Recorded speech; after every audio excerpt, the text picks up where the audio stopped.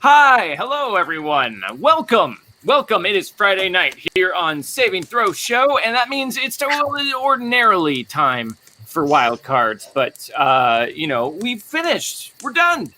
Our season's over. But don't worry, we're still here, and the reason for that is we're doing our campfire chat back tonight. So thank you all for moseying on down and joining us here in the woods, where it's dark and campfire-y. Yes. This time we are only taking questions that are directly about campfires in some way. That's not actually true. No, we've actually, but Could it be it's true? funny that you bring that up, JP, because we have been getting questions from folks all throughout this week on the forum, and we are going to get to those questions, hopefully to all of them. We are giving priority to our Patreon backers and our Twitch subscribers, but as it turns out, all of you were. So everyone's question gets moved to the top of the line, and if you have questions in chat that are showing up or that you want to ask, hold on to them until the very end of the show, because at the very end we will be taking live questions from the chat after we get through all the pre-submitted questions, time permitting. Also, we only have JP for a little bit tonight, so we're going to try and jump into things relatively quickly here, and things might be a little bit Midas and JP focused at the beginning, so we can make sure that all of the specific questions get taken care of. Excuse me. Before he has to run and catch a flight. So yeah. What do you think, guys? Is there anything else that we need to touch on before we jump right in? No. No. Actually, BSB Care, I see in chat. I'm actually I'm in West Coast now, because I came back, and now I have to go back to the East Coast so that I can get my stuff and then come back. Don't answer questions from chat until we we're get doing to that at point. the end. Is when we're answering the chat questions. We just said that. We're trying to set a standard. There's going to be so many questions coming at us. That wasn't a question. That was just a statement I saw that I felt the need to correct. I will also say tonight, guys, to those of you who are new or who you've been around the block for forever with us, welcome back. We are Saving Throw, and we are doing the best we can in the midst of a pandemic and all kinds of other crazy situations to keep things going. But if you are enjoying the shows and the content that we do have up here on the channel, if you want to help support the channel and its future endeavors and all the cool things that we have coming down the pipeline, please do consider tipping tonight. We don't have all of the usual unlocks and everything, but we do have one fun goal that we're going towards, which is essentially what I'm calling a watch-along Cassidy. We'll be doing a watch-along with us taking a look at our Session 0 episode, actually, and maybe doing some commentary or perhaps riffing on some of the things that we naively decided would be super hardcore decisions that we were totally sticking with, and then they didn't end up working out that way, and answering questions from chat and fun stuff like that. So that is the goal that is on offer tonight. But yeah, let's jump into things. Why not? Yes. Yeah. Yes. Okay, so I am going to start off with a question from our good friend Obocop / the Husband, who would like to know, for the group, since the original Deadlands campaign was so well received, how much pressure did you feel to really be different? Or did this all come about organically? Like, as an individual character, or for the overall show, both, I assume? Went to the full extent of my knowledge of the question, so I guess answer it in whichever way makes sense to you.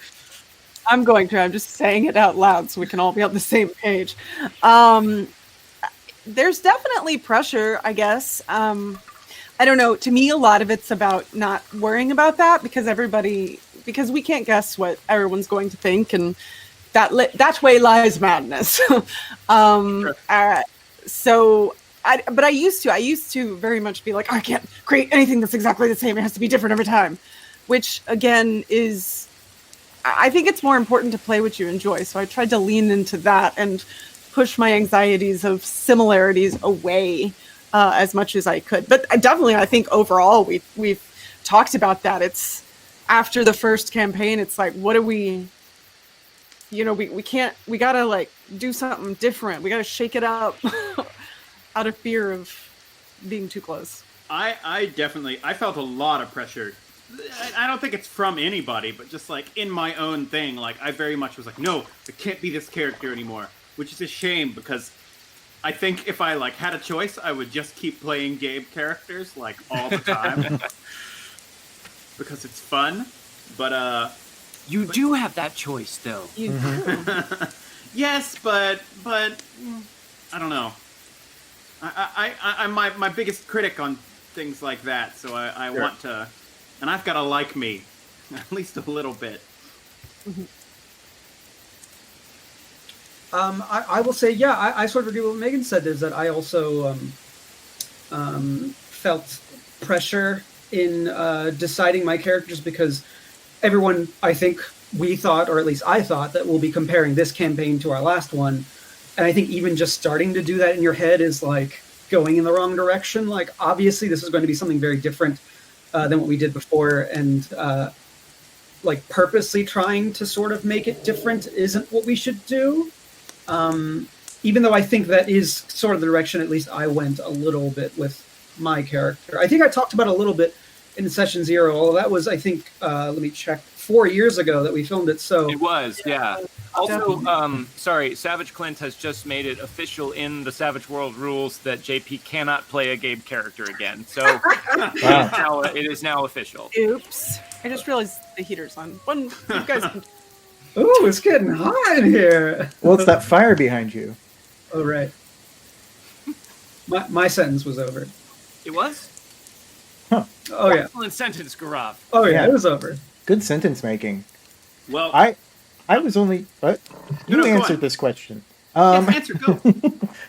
I was just saying that my only concern was really doing Deadlands again, because we had done Deadlands. And I love Deadlands, and I wanted to do it again, and so that I didn't care what happened. I wanted to play a cowboy again, but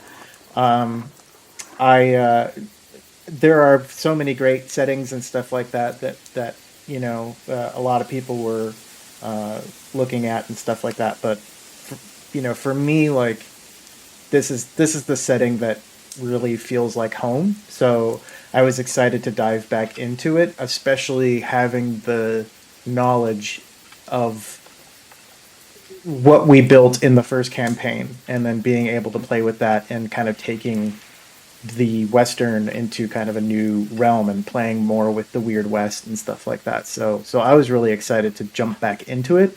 But yeah. And it's been a little fun to be characters who like sort of know a little bit about what's going on. Like, obviously we don't know everything that's going on, but like we're not our characters from campaign 1. Don't talk too much about that, because that's someone else has a question that's more specific about that later on.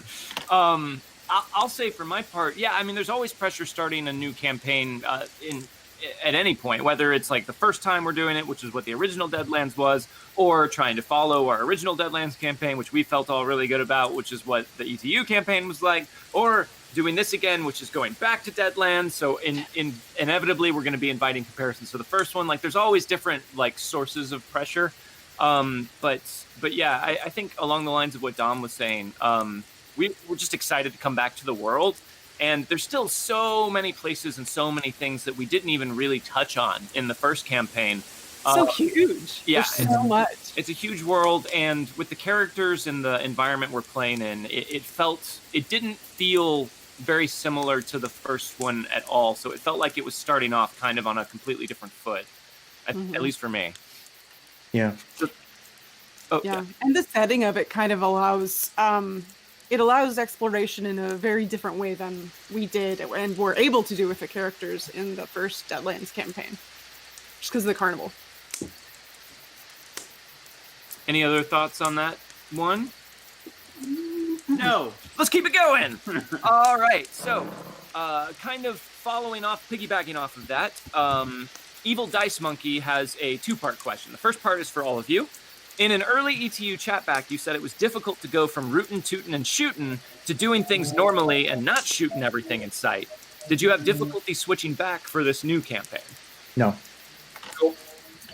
This is We much were ready easier. to shoot shit. This is much easier than to not do the aggressive thing. Yeah. That being Yeah. said, I think we learned from ETU how to we have it in our bag of tricks as Savage Worlds characters to not approach things the aggressive way if we have to now. Sure. Yeah, I mean, that was honestly a big component to my character, was knowing now sort of other ways of dealing with the social dynamics and stuff that Savage Worlds has as part of the system that we had to use in ETU to make it more realistic. I mean, we could have all had bats. I mean, yeah, my character was sort of combat oriented, but it's like we could have all had bats and guns and all these things and just gone after every vampire that we saw, but we, kind of took it as more of a realistic kind of sense. And it's fun to now kind of go back to Deadlands, where it's just so shoot first, ask questions later a little bit. But my character was heavily influenced by what I learned through ETU and dealing with situations before you get into combat, essentially. So.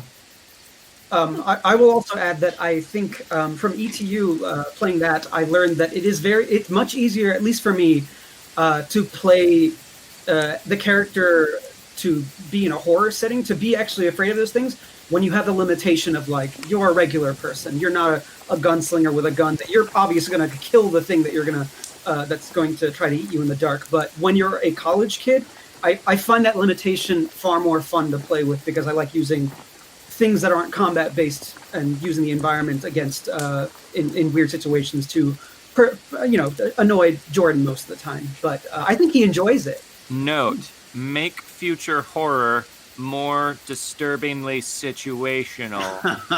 Okay, no, that's in order to counteract enhanced deadliness.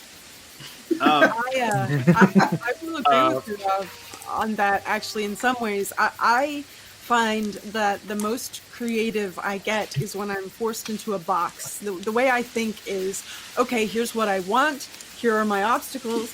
What can I MacGyver here to be able to go this direction? And I do that in life, and I find it really fun to do in games. So sometimes it can be frustrating if the box is too small, but too big is just as bad in my opinion. So I enjoy that in some ways. In some ways, I'm finding that Celestina's box is a little small right now. So it is a good experience coming off of ETU. It can be interesting though.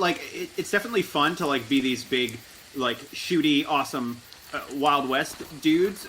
But and part of it is because part of what you do in role playing is you want to seem like a cool badass who can do neat things and do some cool stuff. And it's a little harder when you're a college student or whatever. But by the end, when we knew how the system worked and we're our characters, and we're doing sweet stuff and killing demons or fighting vampires, it felt very earned because we were just college students who had figured all that stuff out.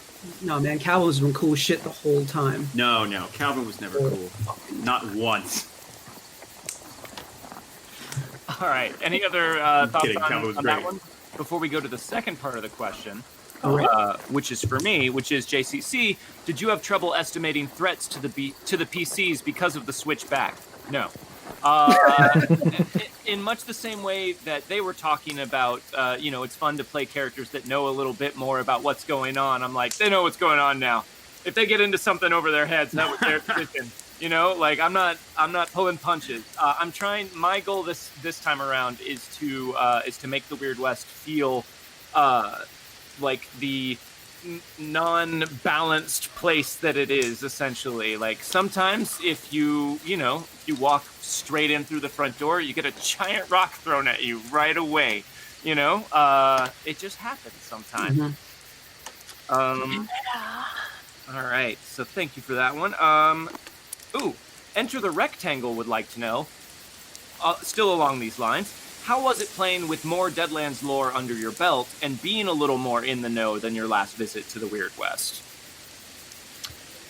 Yeah, I mean, for me it's nice because it kind of opens up different directions and different levels that I can play. Before with Bogue and everything, we were taking it like babes in a new world, and all this stuff was new to us. We knew magic existed, but everything else was just like, whoa, what? That's weird and crazy. And it was interesting to play that, but now it's like, okay, yeah, I get it. Yeah, there's weird stuff, and then there's weird stuff, and it's like we can kind of really dive into it a bit more than we were before without like going crazy. I don't personally, I mean, obviously it is very different and has been different, but I don't know that I've really experienced the difference fully yet. Well, I don't know that yet. In fairness, in our original campaign, Rosaline, you were the only person who started out with an arcane background, so you had access to more of the background just right off the bat in that campaign too. I feel like in our first one, we made our characters, and except for Rosaline, and she still was kind of the same sort of deal. She had a magical element, but our characters were just like, we watched Western movies, and we're like, let's make characters who could be in Western movies. And then suddenly there were like fucked up snakes and people exploding and undead and things like that. And it was like that Western world like got pulled out into the rest of it. But this time, a lot of us are all like part of that crazy weird world. Just real quick, for those of you who are wanting to get started playing Deadlands, or that in my opinion is the best way to start a game. Start it off with what people know, with the cowboys and the West and all that, and then start adding in the weird stuff. It's chef's kiss.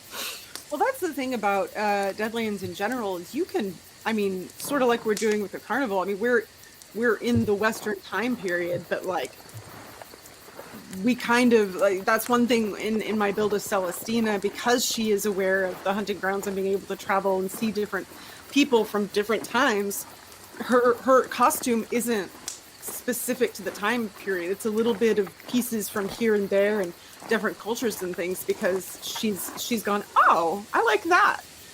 So that for me is really different from original Deadlands, which is cool because you can do all kinds of stuff in this world.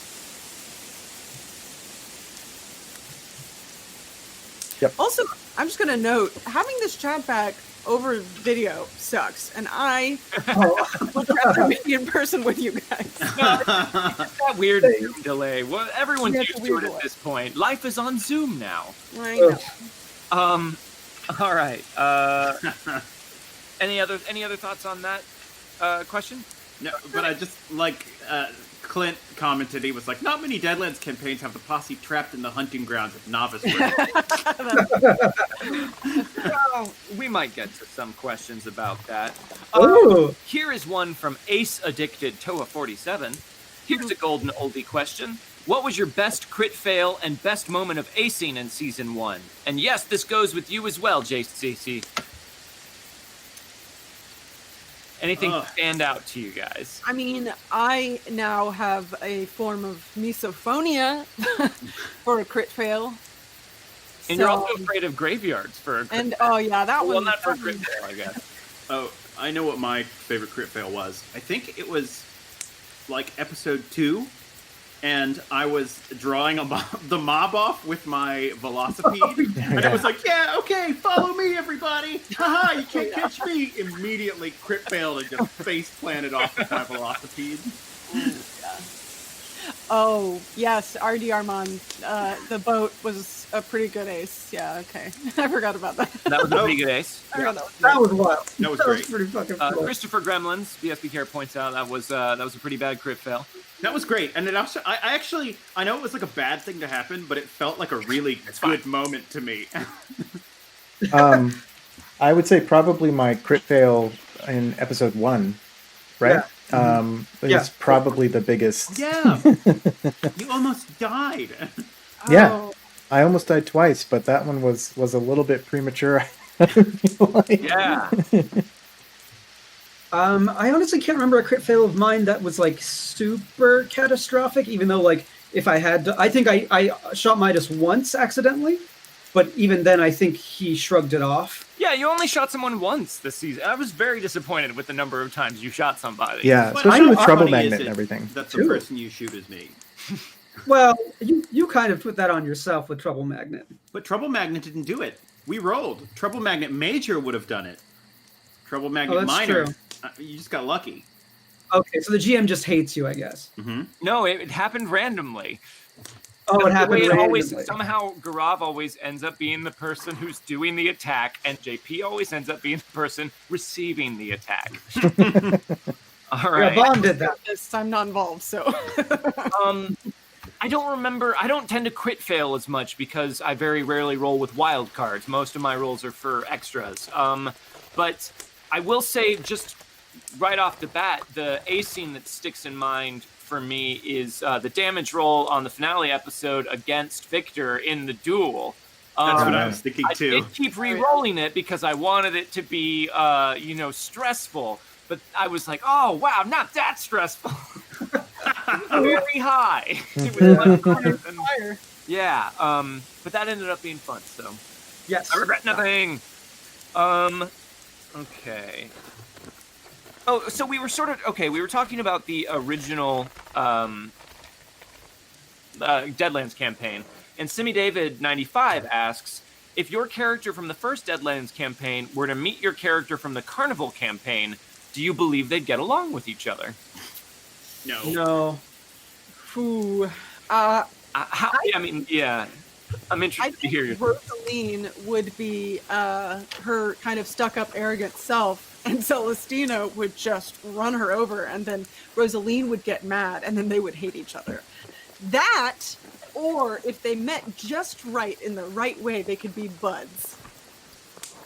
But I don't know. I think that'd be tough. Okay. Maybe. Could be I wrong. watched that crossover episode on CW. JP and Garab, you both pretty much immediately said no. Oh yeah. Gabe would think Midas is like a strange, neurotic little man. Now that I think about it, actually, I don't think Victor would hate Howl, just because Victor appreciates people who are take care of themselves and are strong in what they show off. Like they're not show offs, and Howl never was a big of a show off. He was always taking care of other people and doing what's right for himself. And so I don't think I don't know if they get along, but I think they wouldn't mind like having a drink together. I think Howl would probably have more of a problem with Victor than the other way around. Yeah, that's probably true. I would agree with that. Yeah. What about Buster and Bogue? I mean, I think they'd get along. I think so too. Bogue- Actually, that was my initial instinct. Bogue has the secret of really loving shows, which we never got into, but he likes theater, yeah. so I forgot about that.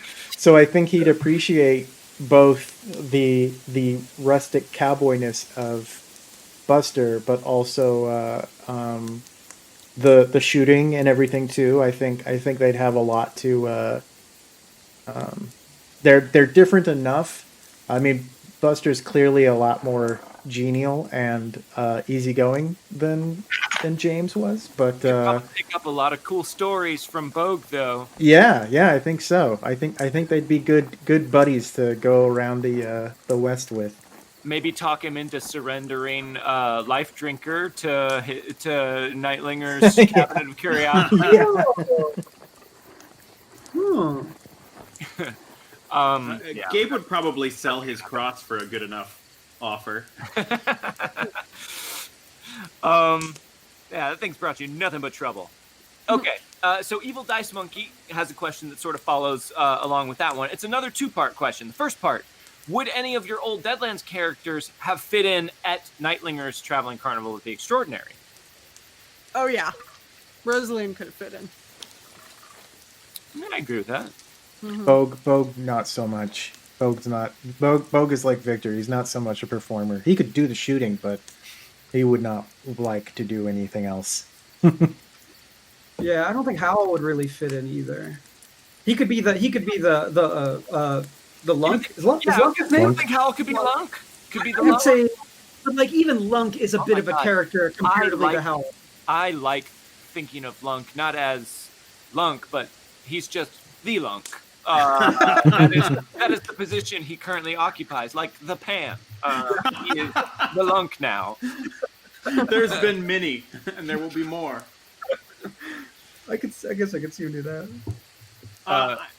I think Gabe would only like be part of the carnival if it was like because Rose was and he had to, or something like that. Like he would follow Rose if she like really wanted to be part of carnival, but he's not. He wouldn't like You could sign sell up stuff. for. So what? You could sell stuff with your snake oil salesman. He would probably fit in that like side Pretty of great things. grift setup, right? You're constantly on the move, always new places. You're just there and gone. Gabriel would be a great advance man. Yeah, Yeah, that's true. That's true. and but he wouldn't like be the sort who likes to like sign up for Nightlinger. Like he wouldn't want to contract himself to the carnival. Oh yeah, no, Sure. I don't know that any of your original Deadlands campaign characters would make that deal. But who knows? Rose, You know, desperate times. greedy. The He's second, very greedy. what's up? I said Rose might because Rose is greedy, That's true. She did have Very that. especially for power. Rose and Gabe together would try and take over that carnival. No doubt. And as Savage Glenn points out, would then mysteriously disappear. Yep, exactly. Yep. Second part of that question from Evil Dice Monkey. If you, the players, ended up at Nightlingers, are there any talents you could employ to get a job there? Not you, Dom. We already know you have a mellifluous voice. That is the note from Evil Dice Monkey. That was not my editorial. Yeah. I could do some different things. It could do singing, it could do performance of some sort, it could do clowning. I always wanted to bring clowning back. Maybe learn tarot, I don't know. I don't think I could. Yeah, unless they have computers. Does this carnival have computers? I didn't really ask during our game. No, sorry. I know we didn't cover that in our session 0, but there's no computers. Well, there's one, but he might contain child. No, Christopher is clockwork. So no. Okay, and then I don't really get to. I guess I can answer. Yeah, I'm kind of like Megan. I'd be like, sure, I'll learn. I'll figure something out. I'm currently trapped in a very scary place, so I might as well use you guys. Definitely make a very good magician at this carnival. Mm-hmm. Who would? You would. No, man, no. I've showed you every trick I knew. You can do more. Okay. I have these. I'm doing this old school on sheets of paper this time because it was to organize that way, or so I told myself. Here we go. To the Wildcards crew. This question comes from friends who I have submission based on submission order. Might be Toa 47. To the Wildcards crew. Who is your favorite NPC from season 1 and why? Favorite NPC. Something of mine was Lunk, actually. Lunk is. Winifred. Was that her name? Yeah. The woman in the Shadowlands? Yes, I liked her. Winifred. I mean, I did like Lottie. Claudia. Grey Gate. The Grey Gate. Okay. Gatey. We like to call him. I think Lottie might be the objectively right answer. But yeah, Lottie's pretty good. I mean, I like all the carnival employees. I like Mama Lou. I like Leonard. David. Clown. Some of them we still haven't even spent a lot of time with. I mean, we've only met Ange for a moment. There was a potential in the penultimate episode for you all to interact with a new member of the carnival and Ange as well, but you chose to go a different direction. But we won't get into that. We got time. There's more people to meet. I like Mad Dog for a little bit. You liked him for a little bit until he shot you. Yeah. Now I like it more. I'm curious, which NPC do you all think I had the most fun playing? Oh, Nightlinger. interesting. Okay. Yeah. Well, Fair. Yeah, that's the right answer there. You said that, and I'm like, all right, well, whatever else anyone else has to say is probably not as much as that. I think you enjoyed playing the gray wall thing too. The Grey Gate. The gray gate, yeah. You know, I might not have as much as you think. It was very frustrating, I could tell. Here's one from BSB Care to end up our first segment of questioning for the evening. A question for the carnival workers and the ringmaster. In your opinion, what is the best reason that one should wear a mask when they go outside or into a public space? Oh. And a note, had to get the PSA in there somewhere. Yeah. Just do you care about your fellow humanity? Do you care even? Because that's what it's doing. You're lowering the transmission risk to 5% at least. If you have it and someone else doesn't have a mask, you are limiting the transmission risk to 5%. If you both have masks, you're limiting the transmission risk to 1.5%. And I'll say too, if you are still on the fence about how well masks work, do the thing that I never even really thought to try until I stupidly tried to blow out a candle with my mask on. Try and blow out a candle with your cloth mask. Yeah, and on. don't wear bandanas or gaiters. Those do not help. Don't get too close to that candle. Those masks are flammable. That's true. Also, A healthy distance. Also, even if you want to think beyond, like just helping a fellow human, I haven't been able to see my mom since March, who is in late stage Alzheimer's. So because it's not safe for her and the place that she lives, so there's a lot of things that even outside of coronavirus, the simple fact that it's there can affect people in a lot of different ways. So. I'll do one more. I'll throw one more out that I just thought of. Wear it to also help destigmatize the wearing of masks. You might not have a problem with it or think it's that big of a deal, but there's a lot of people who are kind of on the fence about it, and the more people they see doing it, the more likely they are to do it. Also, cold weather, super helpful to have it. It's actually kind of nice. And the other best reason to wear a mask is if you're attending Carnival. That too is an excellent reason. Mm-hmm. Or Halloween. Yep. All right, so that concludes our first segment of questioning. Well done, everybody. Good job. Now what we're going to do is move into what I call the JP/everybody question round, where we'll be jumping back and forth from questions that are specifically addressed to JP or questions that are generally addressed to everyone so that JP has a chance to answer those as well. Okay. All right. And just to double check, you are out of here at 10, is that right? I am. So, I mean, 10 Pacific time. We can do this. This can happen. We'll start this off with a question from Potterboy111. For all, even JCC, which one moment in this season really shocked you the most? Getting stuck in the hunting grounds in like episode 5 or whenever it was. I was like, oh, okay. Yeah. Don't talk too much more about that because there are several questions on that one. So you can say that one without explaining what you mean. I'm trying to think of a specific moment, but I feel like a lot of the times when we just like so immediately and quickly like just almost died, like had like enormous like the speed at which we like hit the ground running in this in danger was like pretty surprising. In a good way. I've really, really liked it, but it was like definitely like, oh. Yeah, for sure.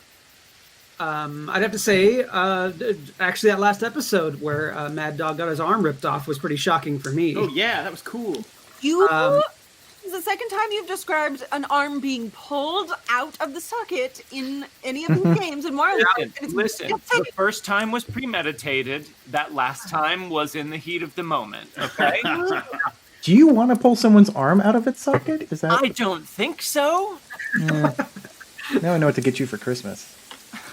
An arm. And a You socket. did make my Deadlands Lawless character just not have an arm, so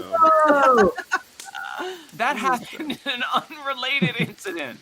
Admit it, you hate arms! No, I'm fine with them. You guys, he hates arms. My most shocking moment from this season was the first shocking moment from this season, which was when Buster crit failed his roll to resist fatigue and upgraded his minor ailment hindrance to major. Because in my head I went, oh right, that's the trigger for that. Oh God, no. But there's a question about that later on as well. So we'll get to that as well. But that was definitely mine.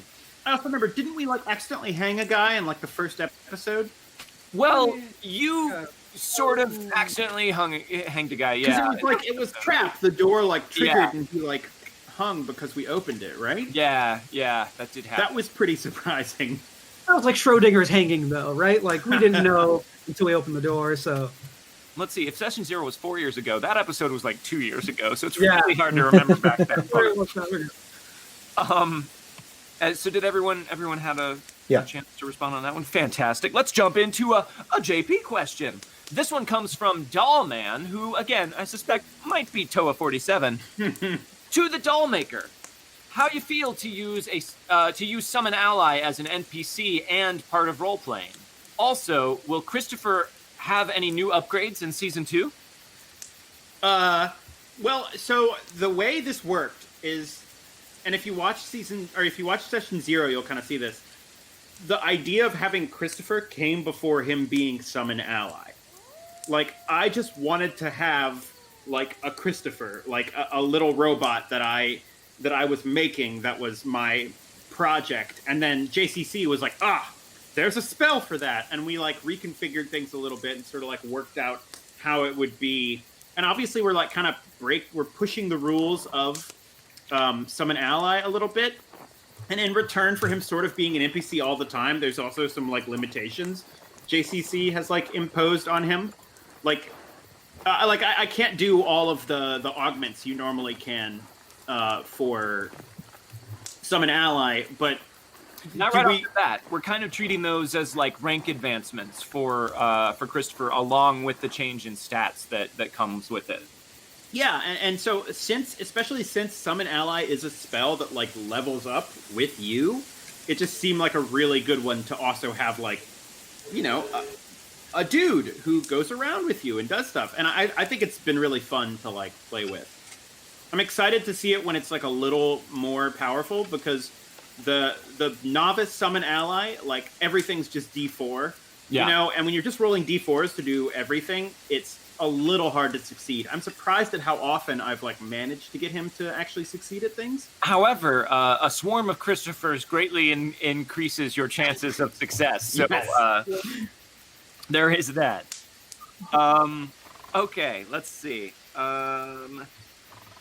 Okay, this one's kind of it takes things in sort of a different direction, but this one was addressed to everyone from Christian Linke, and I think it's just sort of a good general question. What do you consider to be the most important skill a game master should develop? Like number one skill that a game master should develop that will pretty much across the board make someone a better game master. I will always say this for everything involving human to human anything, that's communication. And communication's a skill. And you can think you know how to communicate and still realize that there are a bunch of big gaping holes in your ability to communicate. Yeah. I mean, yeah, Yeah. along those lines, just I think listening, it's just like good improv, really, where as long as you're able to hear what the other people are bringing to the table and bringing to the story, you can bring that in and expand on it. And that's what makes for a good RPG player. But I think also, especially for a GM, if you're so focused on your own story that you're not hearing what everyone else is putting into it, it makes it really difficult for anyone to have fun, I think. I feel like sometimes, I'm especially going when to interrupt you. I'm sorry. I'm going to interrupt you just before you start because Toa47 pointed out that Midas could take a bunch of tactical command edges and be a tactical commander of a squad of Christophers. I think that's the way to do it, honestly. And I enjoyed that mental image. Sorry. Please continue with your answer. I was just going to say that I feel like a lot of people, and I don't know if this is always just when you're starting off with GMing, but this is something that kind of comes naturally whenever you're doing something creative, is you can, as a GM, sort of be like, well, this is my world, this is my story that I'm doing here. And a really important skill is to realize that it's not yours. It's everybody's. It's something you're doing collaboratively. And I know I've played in games before where it's felt like when you made a decision that it wasn't what the GM had in mind, they almost felt hostile about it. Like they were like, you're trying to ruin my story here. And I don't think it's something that people do actively. I think it's something that's just like, if you're not thinking about it, it's too easy to get upset when it feels like something you've been crafting is not going the way you wanted it to. So I think just really kind of embracing the collaborative aspects of things is like a really, really good skill. I'll say improvisation is really important. I know Dom mentioned that, but I will also say improvisation in a way that makes sense, and also using that to go off script. And knowing that going off script, especially if you're running a module that is pre-written, or even something you've written yourself, don't be afraid to go off script, especially if your players seem to be having more fun with where they're going with it. So don't try to steer them back to the railroad. Like, make a new track and lead them. Maybe you'll get back to the track where you're on, but see where that goes and play with it and learn how to kind of build off of that into something that could be more fun than what was written down in the first place. Taking a quote from Goobles and Goblins, follow the fun. Yeah, that's true. Outside of everything else, that I think is the most important. Yeah, I think I would say improvisation as well for so many reasons. And it is important. I think Grav sort of mentioned this too, like good improvisation. There's more to improvisation than just being able to come up with things quickly. It's also about that sort of on-the-fly collaboration and communication both. But the more you learn about improvisation, regardless of what sort of prepper you are as a GM, whether you do copious, spelled out notes or you hardly prep anything at all, you're always going to be put in situations where your players are going to throw you curveballs or do something you didn't anticipate. And the better you are at improv, the more easily you can roll with that and make it seem like that was always the plan, which is a really fun way to keep the action going. So yeah, I'll definitely, that's a vote for improv for me. All right, cool. I think that's everyone that answered that. I think I thought this one was fun. Owen Lean wants to know what everyone's favorite traditional carnival attraction is. Does cotton candy count? I will say that a cotton candy stand would count as a traditional carnival attraction. That's the reason people are attracted to a carnival. I mean, I actually, kettle corn might be on top of that. It's a toss-up because, if I smell kettle corn from half a mile away, I will find it. I will go see. You're like a kettle corn shark. Yeah, exactly. I do like what I call fair food. That's for sure. But that's not just at carnivals, so. Funnel cake for me. Love me some funnel cake. Funnel cake. Yep. Funnel cake. Okay, so everyone's favorite fair attraction is the food at the fair. No, I just thought we were talking about food. I always wanted either a maze or a ride. Okay. I hate Ferris wheels, so not that, but another ride that looked safe enough and wouldn't make me sick. That's what I always looked for. My favorite specific ride was always the one where they'd have, and I guess this isn't carnival as much as a state fair maybe even like small theme park kind of thing, but it's like the swings ride that like spins, so you like, ooh, you know what I'm talking about? Yeah. Mhm. I always thought that was really fun. So it depends on what you mean by traditional carnival. For me as a kid, what was a traditional carnival was one of those like parking lot pop-up carnivals. Those are weird. In which case, my favorite things at those were the fun houses, the like weird Indiana Jones themed like 4-story monstrosities where you'd like go up and you'd be like, now I'm walking through these things that are hitting me as I go. Now the floor is vibrating. I've always been really into kitschy stuff like that. But traditional carnival stuff, the Jacob's Ladder. Jacob's Ladder is my favorite carnival attraction because I am always like, I can do it. I don't think I've ever done one of those. This time I'm gonna do it. And I used to go to some carnivals when I was younger that were like meant for kids, where the Jacob's Ladder was actually beatable, and I always had fun with that. Nice. Suspended ladder, the rungs on a ladder where you have to climb all the way to the top, but it's just like. Oh. I'm thinking of the electrical thing that goes up. No. Not that. I did have to look it up. Once I did, I was like, oh, yeah, okay. I didn't know that's what it was called.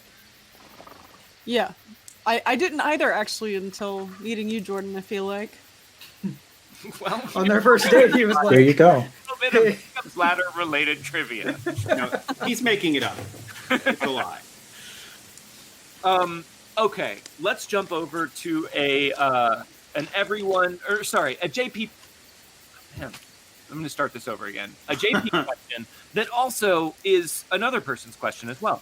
Go Mojo would like to know, other than Celestina, who is Vika's favorite party member and why? Same question for Midas and Christopher. oh. I mean, I think it kind of depends on what Vika currently wants. I think Vika probably feels most comfortable with Victor because she knows that Celestina does too, and Buzz in a different way.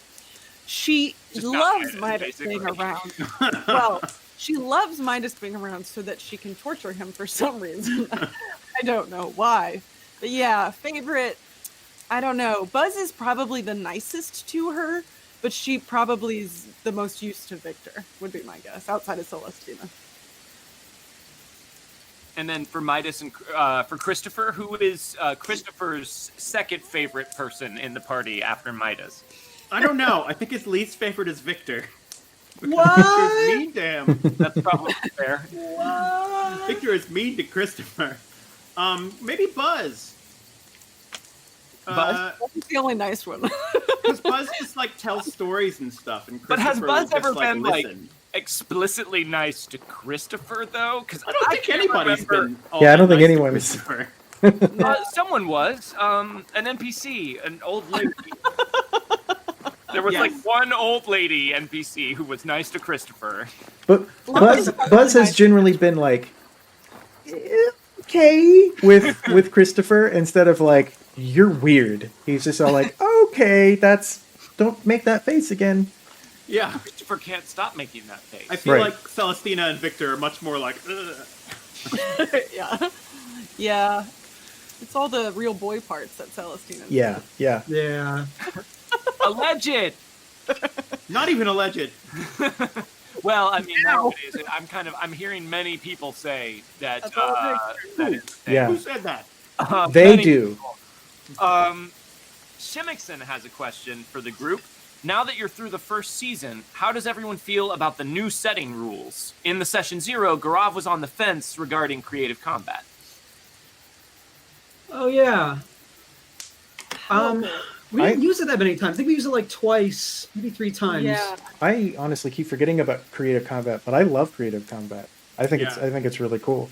It's come up a few times, but over the course. But yeah, I think only maybe a handful, maybe 3 or 4. And one time it was NPCs that had succeeded on something against you all, I think. Mm-hmm. Okay. Yes. Isn't cool. The thing that I think about it is like if you're playing a pacifist character, creative combat is really something that's going to come in useful Sure. for you. Or if you're just trying to not get into physical combat, Or if you want to spin big and get that full extra turn that you get to take Sure. right Yeah. away. Yeah. Oh yeah. Yeah. But no, I mean, I've been pretty happy with all the sway changes to Deadlands so far. I haven't really had any complaint. I mean, it's been a pretty smooth transition, at least for my character. There hasn't been a ton of stuff that that would affect me. Although, as assuming he advances further, the things that have changed are going to come more into play with him. But yeah. Yeah, I do remember initially being against creative combat. I can't remember the exact reason why, but now that we've played through a season of it, I will say it doesn't honestly come up as much as I thought it would, and when it does, it doesn't affect the game negatively. So like, it's fine. It's cool. Yeah. I think it's really fun. I like it a lot. It adds. I feel like it adds a little bit more of an enticement to trying to do a test as opposed to just taking an attack. Mm-hmm. And you know, that's obviously going to depend drastically based on what like setting you're playing in and what the power level is. But I think it just sort of makes it that much more like both tactically and like crunchily compelling to try and do a test. I think it's a good fit for our group, and I like things like that kind of need a little bit of like justification when you're doing them, and like add some like fun improvisational stuff. Like even I think Trouble Magnet, I've really liked taking that as a hindrance because it's the same sort of thing where it's just like things that already happen, you kind of like enhance them a little bit, have like a little bit of like, oh, here's a fun moment to try something. And I think creative combat's really fun for that. Yeah. Yeah. All right. Yeah. Hey, JP. Yanto7 has a couple questions for you. Oh boy. These were essentially submitted both separately, but I'm going to lump them together because I think they'll fit. First question. Midas has a paternal relationship with Christopher, which is very touching. Which would make Midas happier? Making several more Christophers or giving one Christopher more human-like reactions? I think it's improving on Christopher as it is, because Christopher is a work in progress. Maybe if he got Christopher to like a point of perfection, because it's sort of a thing that like if you're like it kind of says in the book, like you can't give your inventions away because you're still working out the kinks and stuff like that. And that's like unless you take certain things. Anyway, but like Christopher is something that Midas is building and something he's working on. So besides it being something he has started to have some emotional attachment to, it's also a project he's trying to perfect. Sorry, I'm writing down notes to myself. This is a JCC question, because I can't remember if we talked about this or not. Is Christopher an acronym? Yes. What does Christopher stand for, if you feel like sharing that with everyone? It is Clockwork, Humanoid, Intuitive... Wait, it should be an R. Yes. Clockwork, Humanoid, Reactive Intuitive System. Yeah, that's what it is. Okay. What That's just Chris. What? Yes. But I added Christopher because his name was already Chris, and you can't just call it Chris. Yeah. So in this case, he's Christopher, which is short for Chris. Right. Way. Christopher is long for Chris. That's what it is. And then the second question from Yanto7 is, where did you find Midas's glasses? They're awesome. I just bought... I found these, like... I found the frames on... I went to, like, the Western Emporium, and I kind of looked at some of the stuff they had, and I found these glasses that were, like, the... sort of hexagonal rims to be a little different. Have those next to you? Yeah. They were sitting on the table. All right. And then I bought costume like jewelers lupes or whatever, and I bought 2 of them clip-on ones, and I just super glued them on both sides. So I made them. Nice. But there are some glasses for sale that are kind of like that on Historical Emporium. Which is where we found a lot of outfit items. The stuff, so they have the lenses on Historical Emporium, but if you look into it, they're just selling the lenses that are clip-on. They're the ones I got. But you can buy those on Amazon too. And they also have, like, if you want ones that have stuff on it, they have, like, goggles that have that on it, which looked very, like, steampunk. But I didn't see Midas as, like, wearing huge goggles. I saw him as wearing more, like, delicate glasses. Like jeweler's glasses, kind of. Yeah, exactly. Or you buy glasses for electrolysis, because my aunt has some like that whenever she used to run her electrolysis business. That would probably work. And probably be really expensive.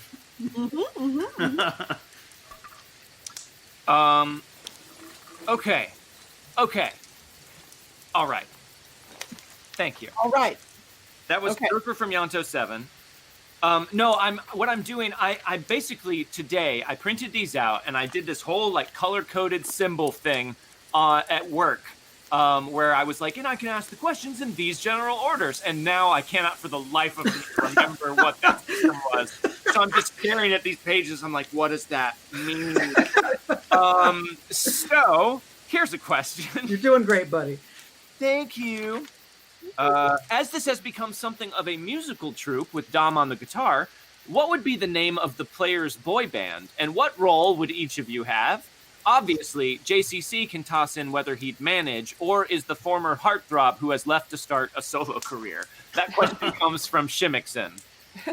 So, what would be the name of each player's boy band, and what role? Each player's each of boy you have? band? Our characters or our players? I'm sorry. What would be the name of the player's collective boy band, and what role would you each be? That's it. What about like Buzz and the Carnies or something? No, this is the players. This is the players. This isn't your characters. This is you.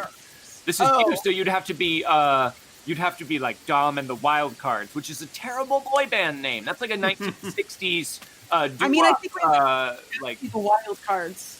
But that's not a good boy band name. Well, No, it needs to be like initials, like BTS. We need to be a K-pop band. What about like wild, like WYL?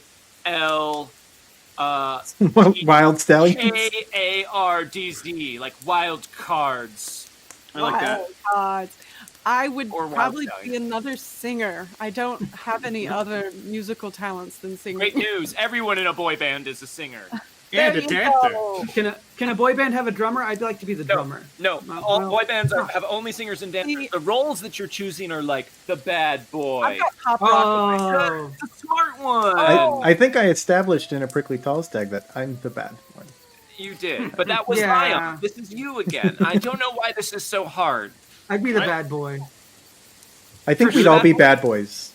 We're all bad boys. Can we name the boy band Boy Bads? Bad We're, Boys? we're Boy band's boy band. boys to bad. Boys to band! Somewhere in there, Shimmickson, lies your answer. And I would, of course, be the manager. The heavily smoking, aviator sunglasses wearing, male pattern baldnessing manager with suspenders who just keeps yelling, like, you gotta sing out! Because I'm Mama Rose Gypsy, apparently. Here is another question for JJP. JJP! Dice Monkey asks, we know that Christopher does not currently contain parts of children. Would Midas ever add any if it made Christopher a better toy? What if it guaranteed that Christopher surpassed anything that Schwartz could ever create? Midas likes kids. Midas wouldn't hurt kids. But what if it guaranteed that Christopher would surpass anything that Schwartz Okay, would ever create? it depends on like how dire the Schwartz situation has gotten. But A- probably not. You're right. This is we joke, but what a core tenet of Midas's character is that he does have a legitimate, genuine affection for children, and Yes. that is absolutely not something he would knowingly do. And the clarification words mine. I mean, if I get some of the like madness malfunctions or whatever, a few seasons later, who knows where things would go? But that's not the plan. Okay. All right, so fine. I guess Evil Dice Monkey, the answer is no, unequivocally. Whatever. Owen Lean would like to know, or Owen Lean asks, this season showcased all the reasons why Out of the Frying Pan is my favorite card in the adventure deck. What is your favorite card in the adventure deck? Oh, it's easy. It's that one that makes you dressed up slightly nicer. Dressed to kill. It's so good and silly. I love it. You're just like, for some reason, you're wearing a suit now, and it's like, okay, I guess I have to have this happen.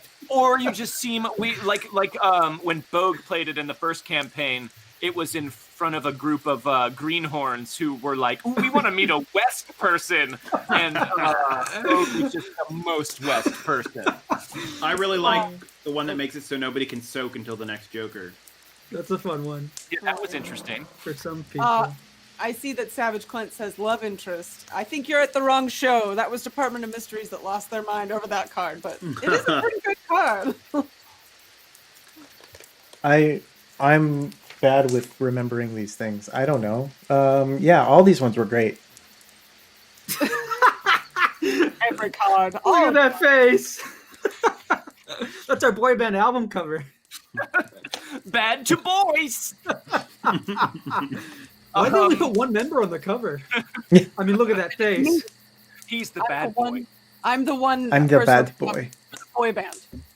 You're on the cover? Yeah, for the boy band. That would be very confusing for customers. What was the mine? My favorite one, I don't have necessarily a favorite card. I have a favorite category of card, which is the card that JP was talking about, whose name escapes me, where you cannot soak until a Joker is drawn. There's a few cards in the deck that you get them and you're like, why would I use that? But then you get into a situation in which it's like, oh man, you know what would be perfect right now? And if you have that card, it's pretty great. Such as the first time we saw and used that card about not being able to soak until Joker was drawn in our first campaign. We just wrecked all your NPCs without them getting to be able to do anything. It was a trend! And then realized, like, after we had killed them all, that it was like, but if any of these bullets hit us, we could die. Yeah, I mean, that one is a really a double-edged sword there. Yeah, it is. Okay. I think that's basically most of the... Well, you know, I have 2 more JP questions. We'll just knock those out, and then, JP, you can contribute to the everybody questions until you have to leave. Oh, boy. Sound good? Yeah. Okay. This one comes from Artemis2814. Question for JP. What are some delusions you think are fun to roleplay? Oh, man, like all of them. I don't know. I think paranoia would be a really fun one. And there was a moment in the last episode where I rolled the malfunction and I looked at the wrong table, and I was looking at I was supposed to look at the malfunction table, which was Gremlins, but I accidentally looked at the madness table, which was like, you are paranoid for the rest of the day, or like some amount of time that everyone's trying to like steal your inventions. And I thought that would be a really fun one to like try and play, especially in that particular episode, because like Schwartz had clearly just stolen one of my inventions somehow. Very true, yeah. I don't know. I think Like a lot everyone, of them would be interesting. Name a delusion that you don't think JP would have fun playing, because he said all of them. A delusion? Yeah. Every time you speak, you think you have to talk like a dolphin. Man who loves tomatoes. I could play it. Yeah, you wouldn't like it, though. It wouldn't be convincing. If you love these fleshy, juicy fruit vegetables. Oh, yeah. I hate I don't putting know. good stuff in my mouth. Man who hates Magic the Gathering. I could do it. Okay. You could do anything is what you're telling us. Yeah. Fine. All right. Delusions galore. I'm That's full a of delusion. See how delusional he is, people? All right, and we have one more just JP question. This one comes from the Hussman/Obocop. For JP, how late do you sleep in on Fridays, knowing you'll be up so late since you're currently on the East Coast? Oh, interesting. Well, this last 2 weeks I've not been on the East Coast, but I slept in super late. I slept in super late, actually, the day after, because I still had to like get up and do things on Fridays and then just like power through. But I would like sleep till like 2 in the afternoon, waking up sometimes, which was not great, but worked. It worked for me. Go. That's a good delusion from Savage Clint there. The delusion, I can play any delusion. It's pretty good. I've already got that one. Yeah, you All do. right. So that concludes our second segment of the questions, which was questions that were just for JP / some of the ones that were for everybody that jumped out right away for me. I was wondering how long it was going to take you to do that news reporter thing of crushing the papers together. Now let's move on. I do want to point out Evil Dice Monkey's delusion, which I really like, which is a delusion for your home game. I am streaming this RPG game.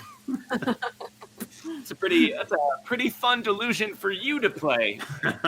Yeah.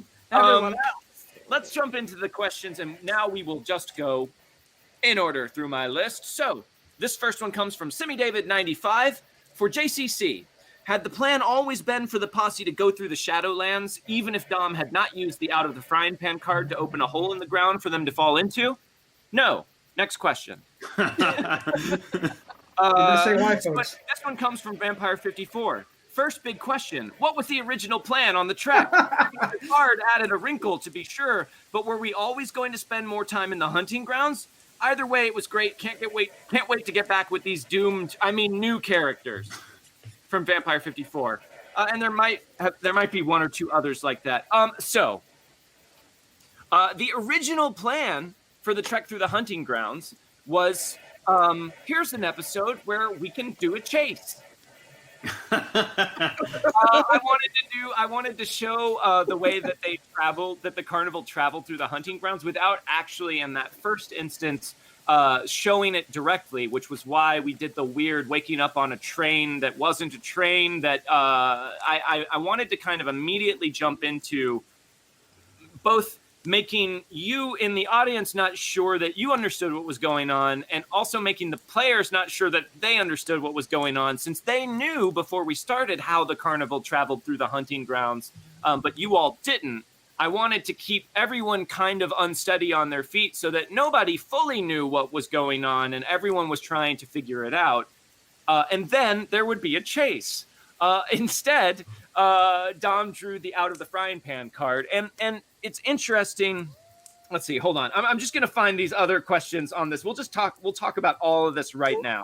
And everyone, you can jump on to any thoughts that you have about this too. But I know that there is definitely. I'd just say if you had played it straight and hadn't tried to give us some drama with a train ride, that never would have happened. We never would have gone to the Shadowlands. Oh, you think? By putting us on a train, you were assuring it was going to blow up. Yeah. It's true. I didn't think about it. BSB Care wants to know, for the Ringmaster, was the out of the frying pan action card the best use of an action card or the best use of a card? Adventure card, sorry. Yeah, it was pretty good, but I also suggested it. If you go back and watch that moment, I'm pretty sure I was the one who was like, you also so whatever happened next is, in a way, kind of my fault. What a mastermind. I think there was one more. Hold on, I'm gonna get them all now. I'm trying to think like the previous time we ever used that card. Okay, yes. I didn't have it in the deck before. Oh, well, that makes sense. The first time I ran the Deadlands game, and even ETU, I curated the adventure card deck to get rid of some things that I felt like would immediately shortcut like the drama or story of a session, since we're kind of doing a little bit of different things, or we were then. Now I have essentially all but a couple of the cards from the adventure deck in there, and most of those cards that I took out are ones that are like pay a penny to put this card back and search through the adventure deck, and it's just stuff we can't really do easily over Zoom right now. But all of the big narrative swingy cards I left in there because I wanted to see what would happen with the out of the frying pan. Hussman / the Obocop asks, for the Ringmaster, how much percentage-wise of what you had planned before the frying pan card was played have we seen? Not counting what happened before. Wait. He means like Percentage-wise of what you had planned before the frying pan card was played have we seen, not counting what happened before. I think I understand. Okay. Basically, I didn't really have a plan for after they got out of the hunting grounds, except it would be like, yeah, they're out of the hunting, they're somewhere else now, and now we'll do a thing where that is. So I maybe had like 5% of a plan after that, and at this point, I'm pretty sure you've seen all of it. So those are, I think, all the specific questions about that moment. Talking about it, does anyone else have any thoughts or anything that you wanted to add about the out of the frying pan card? Well, I'll just say this season in general has been interesting, kind of along the lines of what happened there, is that we've kind of tried to approach this from the perspective of let's create these characters, let's create the setting, and then let's kind of find where we're going from there. Not that we didn't do that before, but I think in some ways, Jordan, you've sort of had like whether it was a plot point campaign or sort of a direction in mind. This one's a little different, so it's kind of an example of what that looks like, and we're kind of letting the game shape itself in a different way than we have before. It's kind of, I don't know, it's a hard. Both of them are a bit abstract, but yeah, it's interesting. It was also, so I think it was like a fun example of how this campaign can operate a little differently from ETU, because especially since ETU had sort of the structured, like, oh, we got to get through the year kind of thing, and we also had the plot point campaign that we were trying to get to certain points at. We didn't really have the room to just be like, and now we're in the hunting grounds. Who knows how many sessions we'll be here? Like, if you make it to this point and it's about time to close for the night, well, that's it. As opposed to ETU, which we definitely had moments. I think we had a couple times where we just kind of stopped basically in medias res, and then we're able to like pick up the plot. But it sort of necessitated wrapping a bow on things a little more fully most sessions, and like now we're kind of flying by the seat of our pants. Improv.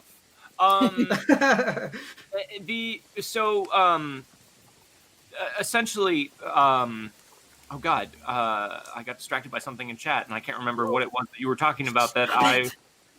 Yeah, chat, come on, guys. Distracting.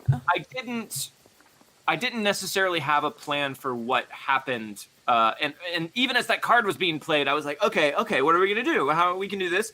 And we finished the session, and I can't remember if it was while we were still alive or afterwards. Gaurav mentioned like, oh yeah, we're in like the hunting grounds for like the spooky month of October, and just looking at our calendar, we had those sessions, and then we were going to be doing our last session of October, which was the 30th, which was the night before Halloween, which would be a Halloween themed episode. And I was like, it'd be really cool.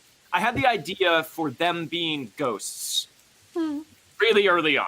Like almost right away, I was like, and that'll be the end part. Like they'll come back, but it won't be right, and then they'll have to get their way out, and that'll be the Halloween thing. And then I just sort of had to like get to there. So yeah, that's the way that worked. So Toa47 wants to know: will Gussy be making a triumphant return in season 2, and will she be the best horse in the show? I won't say unequivocally that Gussy won't appear, but Gussy the horse was Hal Melton's horse. And if anyone in this entire universe was someone that Gussy might find herself wandering back to instead of just in a random direction, I would say it's Hal Melton. So even though she was a member of the Carnival for a time, she was never really a member of the Carnival. Her heart always belonged to like sort of the general geographic continent that Hal Melton is on. Aww. Here's a question from Mage Toa. We're in the TOA 47 power chunk. For Meghan, how does it feel to play a black magic character as opposed to a huckster? And how do you feel about the black magic backlash compared to huckster backlash? Oh man, they're both scary. It's interesting because in some ways, I think it's just because of how I'm coming at it, but I'm trying to figure out with Rosaline, there was kind of a really specific thing. Like everything was card based, all the powers were kind of specific. Whereas with Celestina, it's not that they're not, but it's kind of like, I mean, she's a witch. She can kind of do almost anything, and I can kind of color it in almost any way, which is great. But also, you kind of have to like, there are more edges and things you need to get to that point. So that's different. I think in some ways the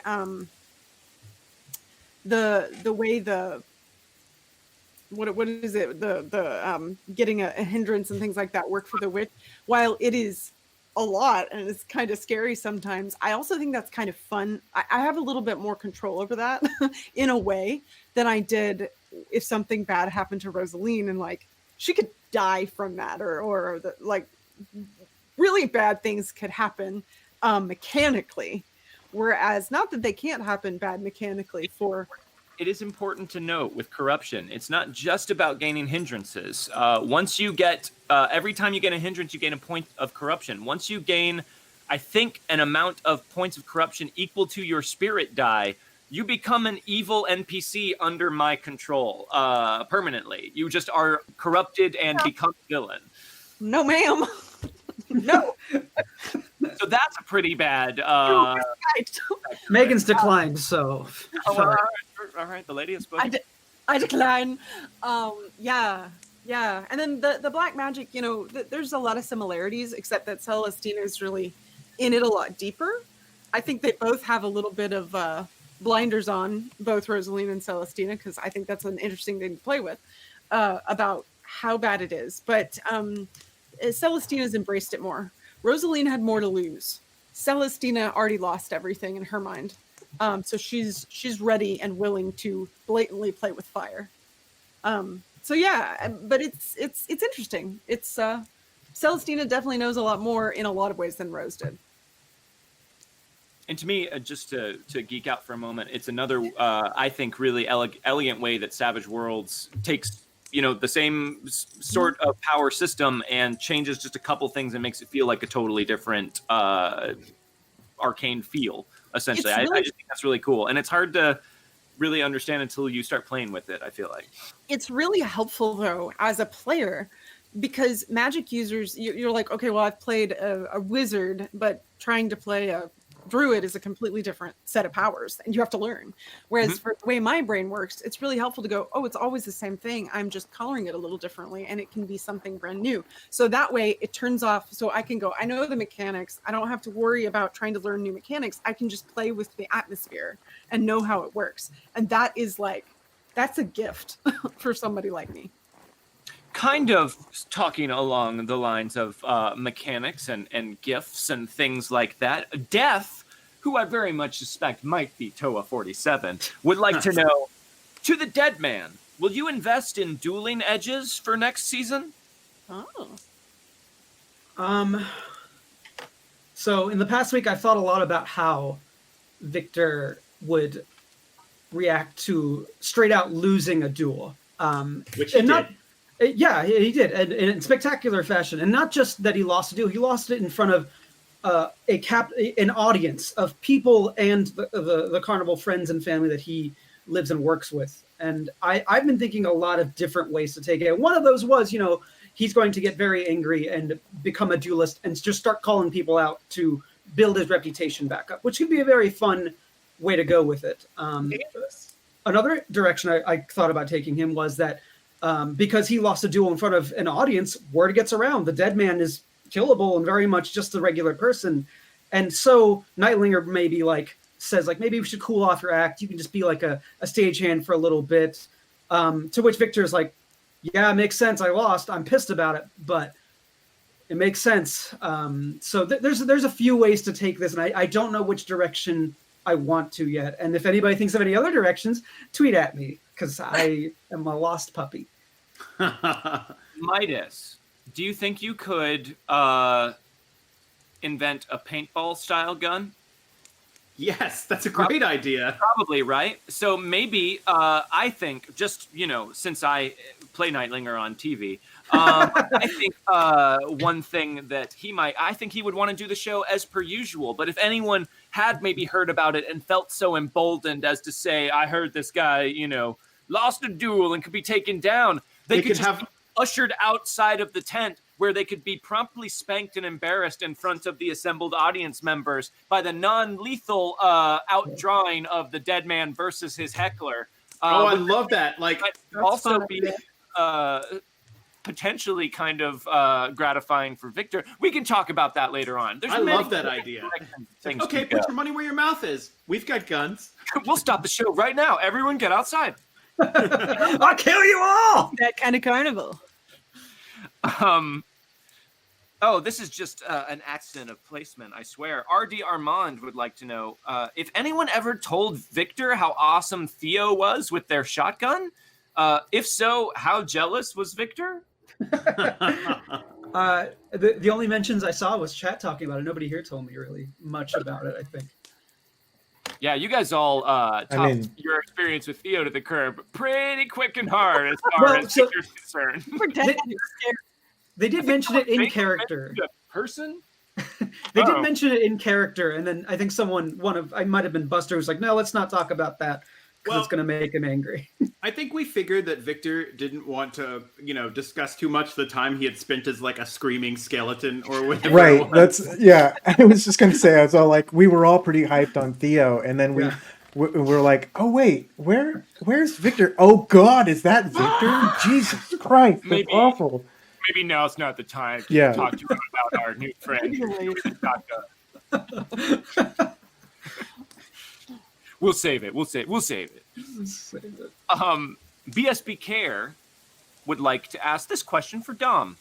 You took Aelin as a minor hindrance, but it didn't seem to come into play roleplay wise, except for the first episode. Were you planning, emphasis mine, on role-playing Aelin a little stronger throughout the first season, or did it accidentally fade into the background role-play-wise? And then there's a follow-up question to this for me from someone else that I'll answer, but okay. Go for it. I know it probably felt like it took a backseat to things, but I still was role-playing it pretty heavily. You'll notice that Buster doesn't use his double peacemakers very often because he can't really. And the thing is that Aelin doesn't. There's no negative. He can shoot. He can do everything. Anyone who has Aelin can do anything. Basically, the only negative with Aelin is that anything to resist fatigue, they have a -1 to resist any sort of fatigue. But for a minor anyway. But so I didn't want to necessarily force myself to give negatives to like shooting or anything where my hands were going to be involved. But I took specific things, and there is stuff about Buster that we don't know yet with regards to his hands and things. I wanted the Aelin card got played so early in the season that it was hard for me to like come back up to that point. Like I didn't want him to be like his main thing is he's Doc Holliday and he's going to die at any moment. Like that's not where he's coming from. I wanted to establish Buster first before the Aelin really came into play. So I kind of toned down how it was affecting him. But every time he fires his peacemakers, his hands kind of tremble and he has issues with that. But yeah, I mean, it's gonna start ramping up. It kind of comes from what I observe, like you were saying, it comes out in the way that Buster like just has internalized his struggles and difficulties. Like you always lead with the shotgun. You always go for the shotgun. It's only when you're out of bullets on the shotgun will you reach for the guns that you feel less steady with. Yeah. and then like you said, which this question sort of goes along with. So I'll just read this one first. I lost the credited. Also, we just had a raid Thank you. from Dragon. Welcome, Dat Hey! fam. Shields up, everybody. Yeah, shields up. We got raiders in the chat. Welcome, Shields guys. up. Hi, Crossbones. We're just doing You a guys had a good season. It's Lucas Martinez. Hello. campfire chat back here, just asking questions about our previous Wildcards campaign. We're going to take questions from chat after we get through the pre-submitted questions. So join out, hang out with us. Yeah. This question comes from Evil Dice Monkey. JCC, was Buster's healing in episode 2 a reaction to him rolling a crit fail so early on in the campaign? Or did you always plan a one-use heal for his hindrance? So I will say that one, that one caught me off guard. Like I said earlier, that was my shocked moment because not only did I not expect him to crit fail and activate that hindrance so early, I had also forgotten what the activation for that hindrance was. And me personally, I'm happy to let the dice fall where they may, and I do not. I won't say 100%, but I don't like fudging die rolls or anything like that. Like I want things to be, like the chips fall and we deal with it. I think that's part of the fun to me. But I think that character death is something that needs to at least be meaningful in order to feel fulfilling for everyone at the table. And I don't mean that means never kill anyone unless it's an awesome moment, but it needs to be something that either feels like badass and cool, like they get to go out in a blaze of glory, saving their friends or taking out something or doing something awesome, or they're taken out by something that can be shocking and sudden, but at least feels like a credible threat. And like, crit failing a fatigue roll because someone gave you some knockout juice and some soup did not feel like a cool way to put Buzz that much closer to death's door, especially right off the bat. Like Dom was saying, Aelin is not Buster's major hindrance. And we did, or at least I wanted to give everyone in the audience, everyone at the table, and Dom the chance to kind of experience Buster as he is before he suddenly was someone else right off the bat and had to like be changed and possibly might even die, and then we have to roll up a new character. So the idea to give him that one-time easement of the hindrance was, my call in reaction to that. If you other GMs of Savage Worlds or other systems or whatever may not agree with that call. You may have different opinions on that, but that's the beauty of the hobby. Every game is different and special, like the little snowflake that it is. I wanted. Sorry. Oh, I mean, you can finish your thought if you want. I was just going to say I wanted that to be a one-time thing because that felt like a little bit of an oopsie on my part. But I also wanted to make it clear that, like, hey, this is a one-time thing, and this is not a road that we can use again. So, and I mean, we talked about it, and we're like, how do you want to proceed with this? Because, I did have a backup character that I could have pulled in, but obviously I wanted to see where Buster would go. But both of us were happy to accept the dice roll as it happened. But we also are, because of the nature of it being not just a game with friends, but also a show, we kind of felt, I think, also that we wanted to establish the characters and the relationships that we had built in session 0 and everything, and have a little bit more time to establish that than to introduce something completely new into it, as JCC was saying. So yeah, we both kind of took it. I mean, obviously, I think both of us were surprised that it happened, but we took a long time to sort of look at it and go, okay, how is this? How's this going to play out? And we went back and forth and we're like, well, is it cool if this happens? And then I was all like, well, it's okay if we do this. And we went back and forth and back and forth. But yeah, And it wasn't. You might not have died, anytime. So you might have lived on for quite a while with the alien major hindrance, or you could have died at the very beginning of that very next episode. Yeah, I mean, it's basically if you fail a vigor roll, or if you fail any roll that could cause fatigue, essentially, you would die at that point once you have a major, if I remember it right. It could have been seasons from now. So we were like, it might not affect anything, but it would have added a -2, I think, to any fatigue roll that you would make. So your chances of failing that roll are go up a lot higher. So he crit failed his very first one, so we weren't feeling like the odds were with us, you know? Yeah. Well, also, like, I mean, if Buzz dies episode 2, then you don't even. I mean, yeah, you feel sad about it, but like, it hasn't even had enough of a character to like get the emotional weight that a good death could. You know? Right. You don't want to rob. Who's gonna die? You don't want to rob people of like a good emotional death. You know? You gotta feel like you're losing something for it to like really be worth it. Yeah, it's a weird thing to say, but no, I mean, yeah. I mean, that's the show aspect. Interesting.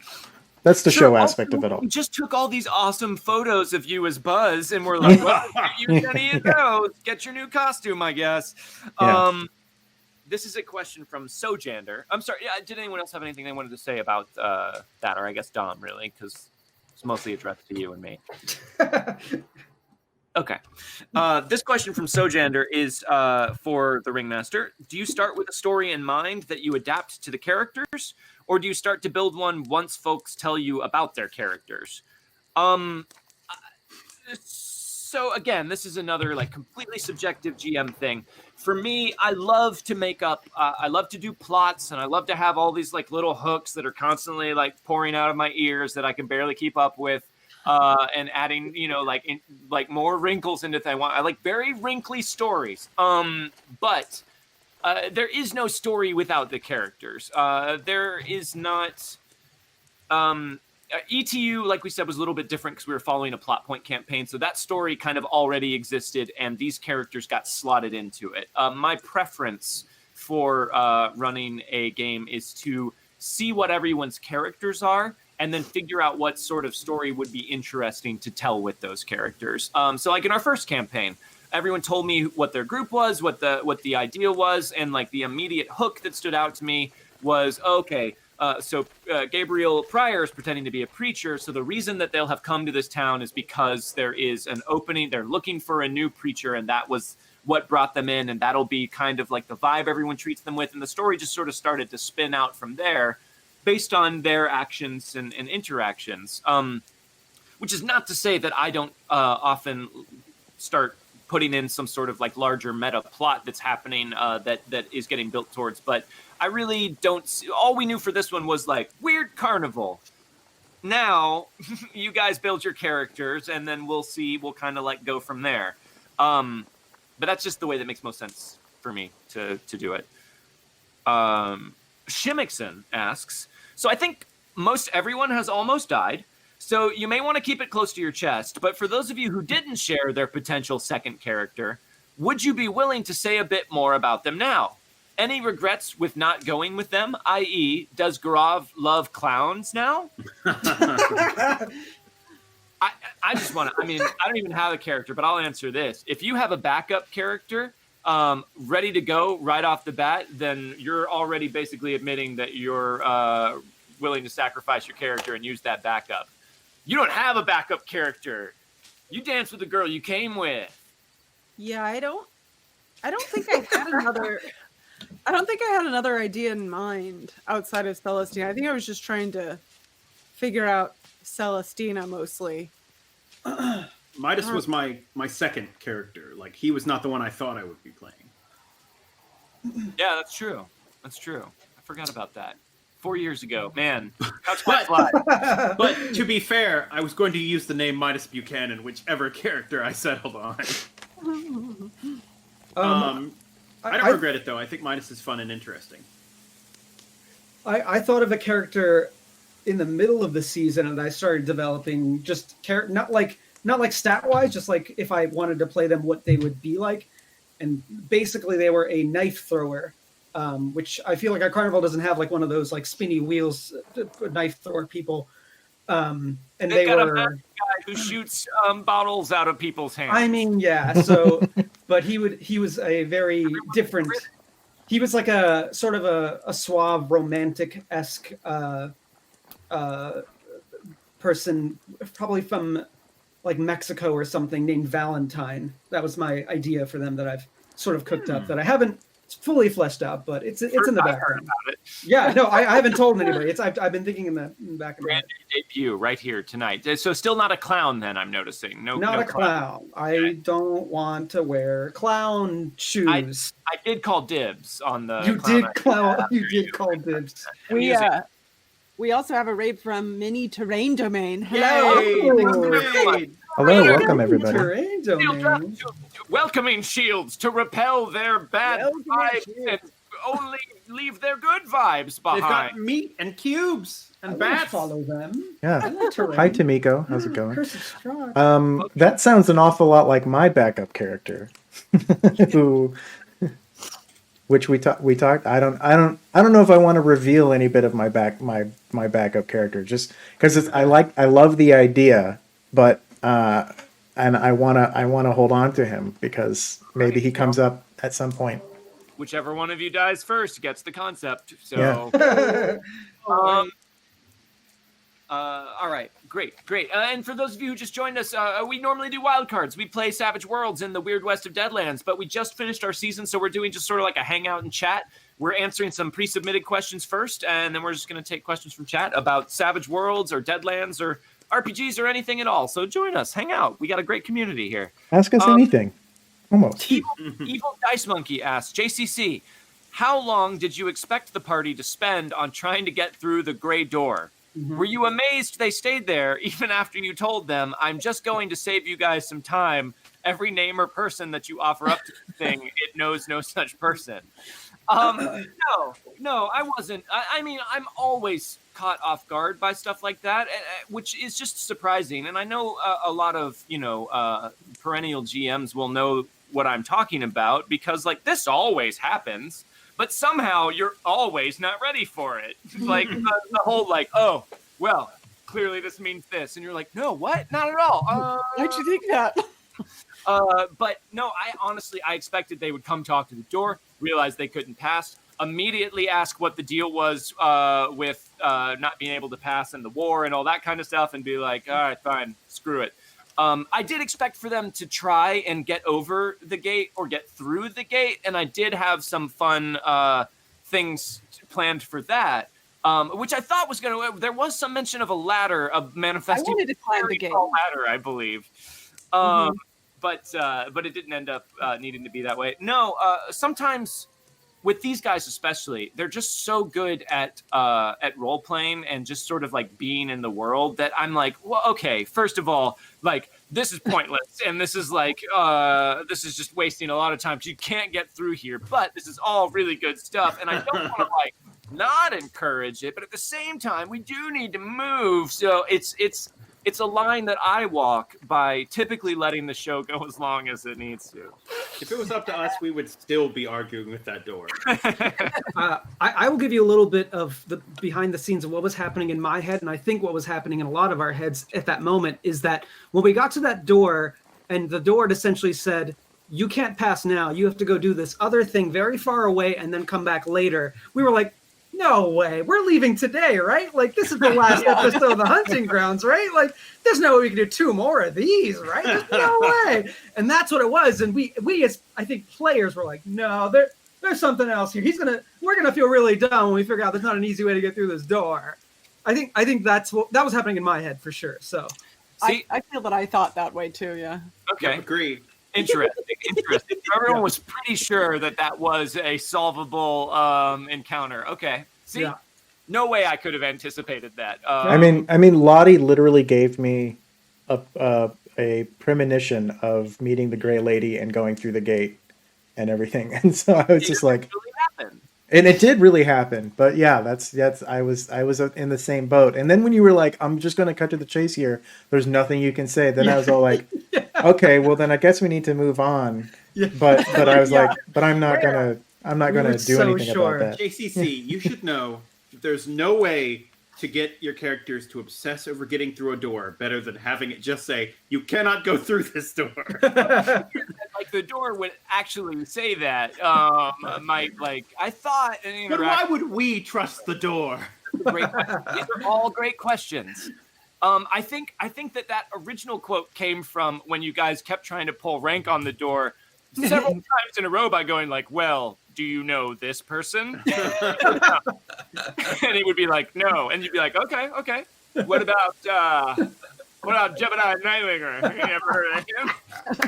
Well, I was like, listen. "Oh man, are they gonna go through their whole address book here?" All right, somebody. Lunk. Clearly, Lunk was the one. Yeah. You may enter. That would have done it, yeah. This question is for Megan from SF Giants 49er. How much more time do you need for Celestina's makeup as opposed to the other characters you've played before? Honestly, in a lot of ways, Several it's question easier. marks after the makeup. Question. It's easier because her makeup's so messy. But it did take me a little while to like get the hang of it. Now I can do it in like,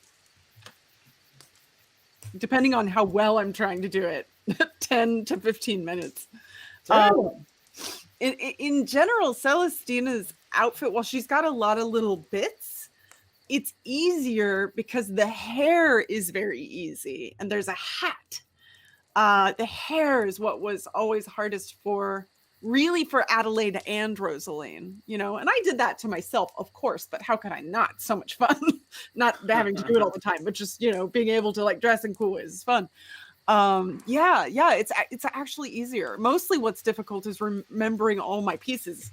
Like there's definitely been some episodes where I'm like, was I wearing that one neck? I didn't wear that one necklace. I didn't even realize it. So that's interesting, but it kind of works, Celestina's a little all over the place anyway. So Eclectic, we'll say. yes, eclectic / upsetting at times. Yeah. Okay, so even though it looks more involved, it actually seems to be much easier than the rest Yeah, of the it's makeup. just a lot of like put color here and then draw this line and done. Was the makeup you did when you were on Iron Keep? That's the one that looked most complicated to me. Yeah. That one actually was a lot easier than you would think it was too, based on, like from my observations. Because for that, you just put like fishnet on your head and just kind of did neat. the fishnet, and it automatically made that scale pattern. Okay, that's interesting. Yep, it's pretty easy whenever there's makeup in general like that. A lot of things, they're just like little tricks. You're like, oh, that's okay. Oh, here's one. Here's another one from SF Giants 49er. A not so serious question for Dom. Can we get a music video for Welcome to the Hunting Grounds of Deadlands? Yes, I do. Yeah, It's a boy band. yeah. I love this idea. Maybe. I mean, yeah. It's certainly it's a budget issue more than anything else. You heard it here first, folks. Maybe. Kickstart it. As with many cool things we'd love to do on this channel, it's a budget issue. And also just minorly a little bit of a pandemic issue as well. I don't know that getting together to shoot a music video would be super easy and tenable right now. Because I assume we all get to be in it, right? Oh yeah. Oh no. yeah. We were the backup do singers. the part where like you do the thing and then we do the backup singing and we do such a good job like we did when you did it on stream. Remember, he says such a haunted place, and we all go, such a haunted place. Right. This stupid Zoom. And 2 out of 4 ain't bad. Here's one from Enter the Rectangle. This one is for Gaurav, I'm assuming, because it starts with, what was your inspiration for Victor? And I can't really answer that question. Can't What was you? your inspiration for Victor? He seems like the exact midpoint between Calvin and James Bogue, attitude-wise. And also, he's been on the verge of death this entire time? I mean, he's called the Dead Man. You don't get that name without cracking a few bones inside your body. But you had it before you cracked all those bones so many times. Yeah, but think about what happened to him before. He's a veteran of the Weird West. He's been around for a while. That is true. So he's broken a lot more than bones in his body. What was my... I mean, you'd have to go back to that session 0, where we talked about it a little more, but I don't know if I had a direct inspiration. I wanted to play you know what? I will say one of my only inspiration, now that I think of it, is Revolver Ocelot from Metal Gear Solid. Nice.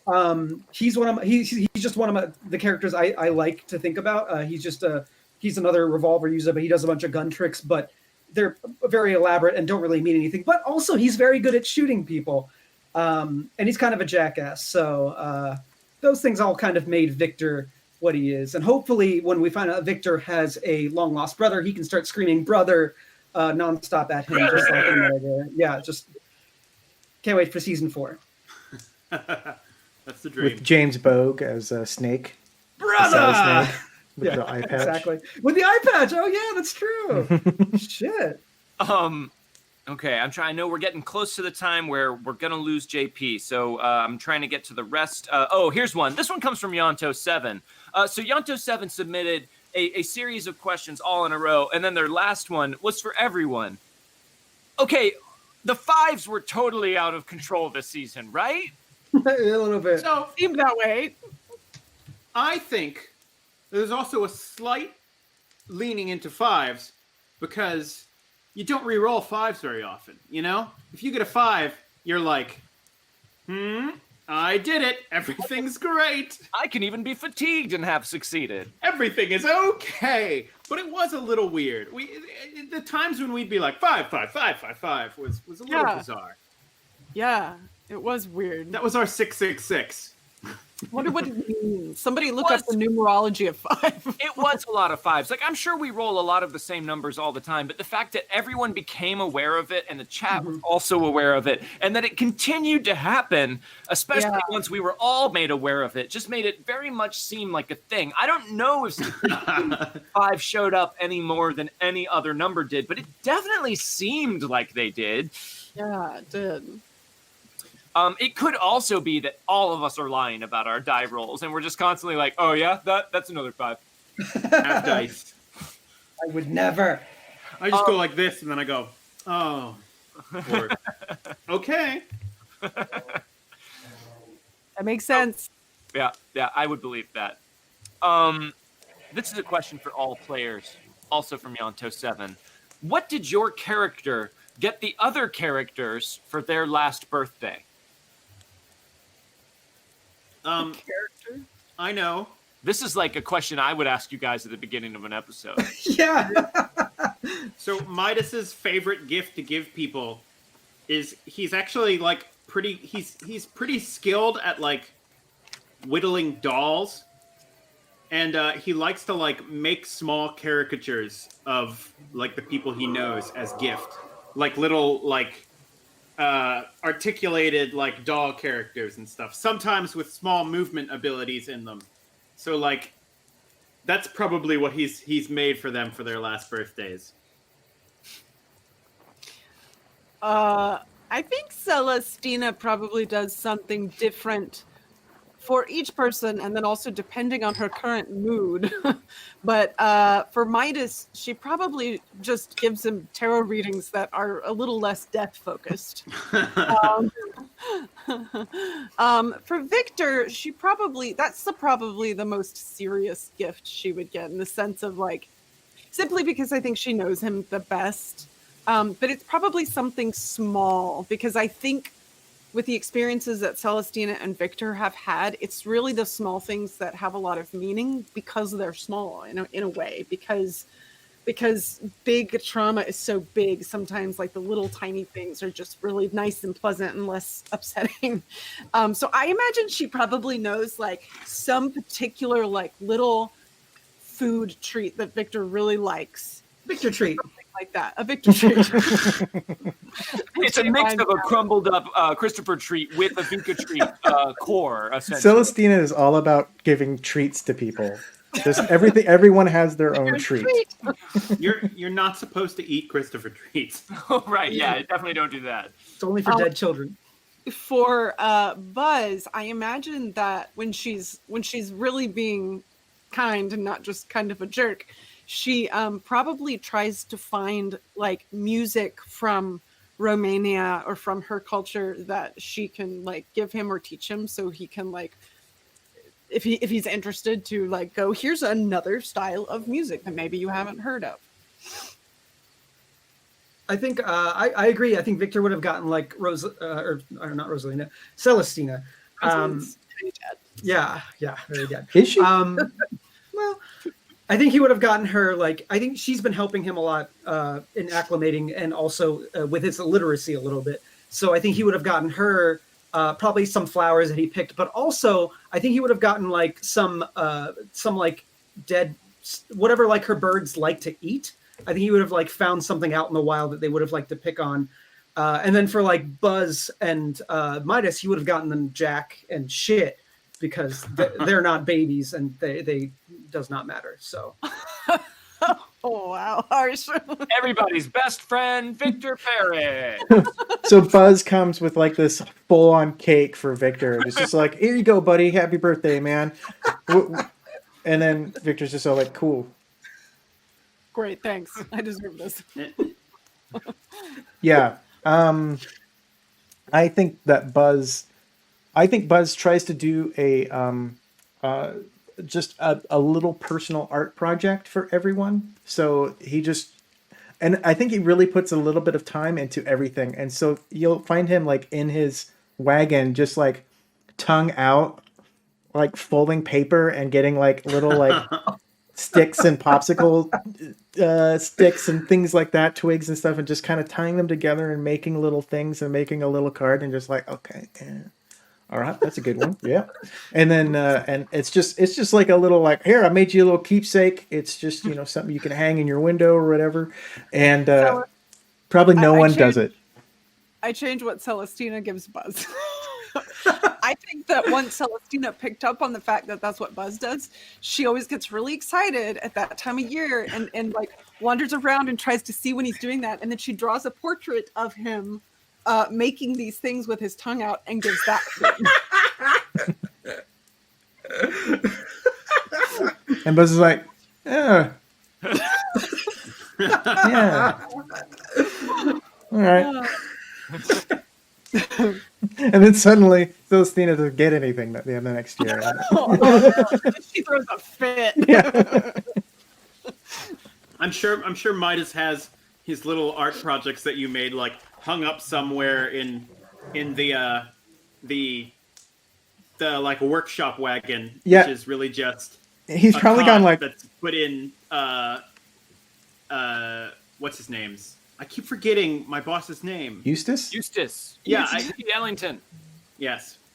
Buzz has probably been like, you gave me that little figure that does like action poses and stuff. So I made you. I'm not quite the whittler that you are, but I made you a horse that you can put those things on. And it's just like twigs, like 3 twigs that like have a little horse shape to them. Midas is probably excited. He altered them slightly so the horse runs around. Yeah. Wow. Okay.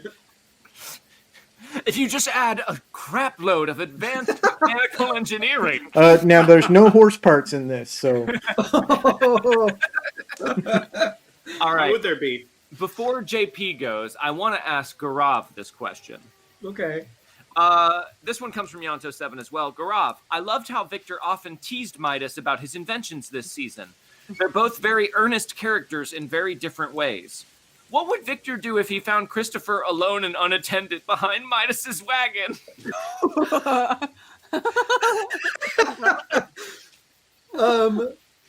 Oh my god, that sounds horrific. Just waiting for his cue. To do what? Oh Come out and god. do a dance. I think Victor makes the comments Victor makes about Christopher are very much. I don't think he puts it out, but I think they're very much done out of fear because once again he is a veteran of the Weird West, and as much as Midas says there aren't children parts inside this thing, he doesn't really want to find out if that's true or not because it's probably worse. It could be worse than children parts. You know, I don't know. And so if he found Christopher, I think he would pull out his gun and just kind of slowly back away to make sure that Christopher isn't here to murder him for all the things he's said. I mean, sure, Christopher might swivel his head around just to see who it was behind him while he was waiting for his cue. Oh, that's how you get a bullet in the head. Yeah, he would shoot for sure. Christopher would never hurt anyone. I mean, unless that's his goal. How many times has Christopher shown back up with bullet holes? I'm sure. I don't know where it came from. Over by the well, and I got another bullet in him. Christopher's resilient invention. Happy birthday! I brought him back in one piece, just one bullet hole. Mostly. Now he has boy parts and bullet parts. Hey, All the best parts. Okay, I'm trying to see if there's any other ones that would require. I think JP, we might have done all of the questions for you. All right. All of the group questions of note that we had pre-submitted. So I suppose at this point we should let you go catch that flight, buddy. That would be great because my lift shows up in 3 minutes. Okay. damn! Go get your stuff together. You timed this out well. All right. So bye, JP. Good having you. Have a safe flight. Have a safe Bye, trip, everybody. buddy. Fun We'll see season. you later. Bye. Goodbye, audience, as well. The rest of- audience, if you're watching them, say goodbye. They're not leaving you. Yeah, we're staying here for you. We're not. God. Dom, do you have a photo of like JP like this? I was going to try and add that, but no, I don't. Actually, Well, he already left. I was going to Well, tell him it's because it frozen freezes creepy face. when you use this NDI software. It freezes your last image, which it has done now. But unfortunately, he did not. He did not do it on this. Oh well. That's gonna goof our frames, isn't it? Oh no. Yeah. Okay. And since we just JP is leaving, he's going on an airplane. Does everyone need to take a quick restroom break, or are we okay to keep going? I could do pee. that. Yeah. Okay, I could you know what? Why don't we do this? Since I don't want to take a full break here, why don't you guys go take a restroom break, and I will answer a couple of questions that were just directed at me. Are you trying to hide something from us, Jordan? No, it's just not stuff that I think you guys I'll would stick really have around to until the other weigh two in come on. back. Okay, You tell us. all right. You tell us, Dom. Fine. If you think you need to. All right, so yeah, go, have a bio break. Have fun. Are they gone? They're not gone? All right, have fun. Have fun, Garav. Have fun. Are they gone? They gone? All right, let's get real for a second. No, I live in this apartment. Oh, okay. No, she's lurking about. Here's one from Mace 134. A question for the Ringmaster. When creating Nightlinger in the Carnival, what were your primary influences? Sub-question, were you at all influenced by the AD&D Ravenloft splat book, Carnival? I will answer your sub-question first. I was not. I have not read that splat book, and I was not even aware of it. But now that you have asked me about that, I feel like maybe I should check it out because it seems like it could be interesting. So the primary inspiration for Nightlinger is actually from a official Pinnacle supplement for Deadlands Reloaded, which is called, I believe, Grim Prairie Trails is the one that he's in, which is essentially just a series of NPCs and or monsters or creatures, and then an accompanying savage tale for them. It is brilliant for adventure fodder for a Deadlands GM. Whether you're playing the new edition or not, I definitely recommend that. I mean, honestly, most of the splat books are good. But Nightlinger, if I'm not much mistaken, might have been created by John Goff. And as written in the book, he is a little bit different. So this version of Nightlinger is a hybrid of Nightlinger from the book, Nightlinger from his first appearance of the Carnival in our original Deadlands campaign, and then the new ideas I have had since then, or that we've all come up with and talked about. But primarily Grim Prairie Trails Nightlinger. Other than that, although I'll say this, although I have never read it and never seen the movie, and I only sort of am familiar with the story, all the same, an inspiration for this was Something Wicked This Way Comes. That's I can't really solid. explain that much past that point, but just sort of like the general feel I get from the way people talk about that story and the way they reference it was kind of the feel I wanted the Carnival to have. And then other than that, it's kind of just been playing along as we go. It's still an evolving and changing organism, and there's still a lot more to learn and explore with it. This one I will wait for everyone else. I'll wait for everyone else for those as well. Oh, here's one from Yonto7. They ask, JCC, what do your notes look like for a session? Do you script out the narrative beats or improvise more than you plan? If you are a backer for the Deadlands The Weird West Kickstarter campaign, my notes for the 2-part Deadlands Lawless game that we ran as part of that Kickstarter were a stretch goal that was unlocked. So if you were a backer for that campaign and you have access to the Wildcards Marshall notes, you can download those and get a look at what my outlines for a session look like. I pretty much typed up what I had written down in my notebook. What I tend to do is essentially look at a given session as sort of like an episode of a TV show and kind of know exactly where we're starting and know where, loosely I would like to have us end up. And then probably a couple like strong moments or scenes or images that stand out in my mind from the middle of that. And then I outline that. I write out for myself important bits of information or NPCs or things that I have to make sure to remember that I bring up, even though sometimes or often I still forget. But it's pretty simple. I outline things like the major beats of a session, at least as I anticipate they will go at the beginning. But with these guys, there's a fair amount of improv that ends up happening as well, and a lot of deviation from that outline. I will say there are tons of NPCs from all seasons of Wildcards that you all have never seen that were supposed to show up in an episode, but they just never got around to going over there, and it was like, well, we'll just erase that person from existence. Oh. No, it's fine. No, it's often because you all latch on to a more interesting aspect of the game or a different NPC that I'm like, this can serve the same function, and I don't have to be 2 people. Okay, so this one is a question for me. Welcome back from your break, everyone.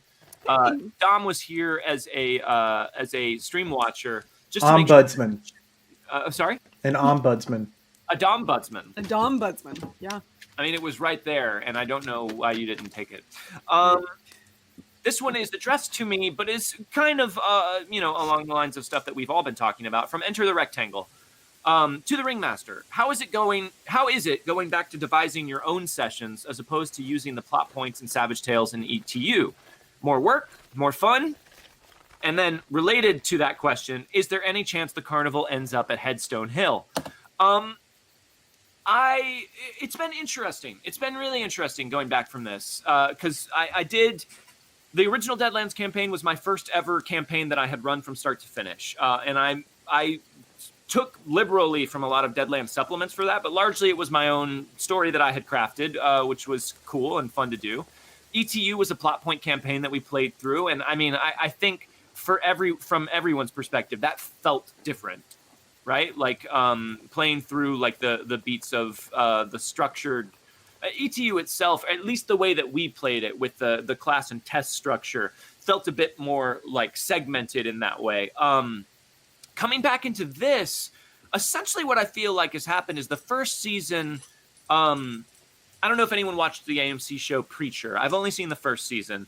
And there's a few other shows that do this with their first season, but essentially they take the entire first season to get the story going.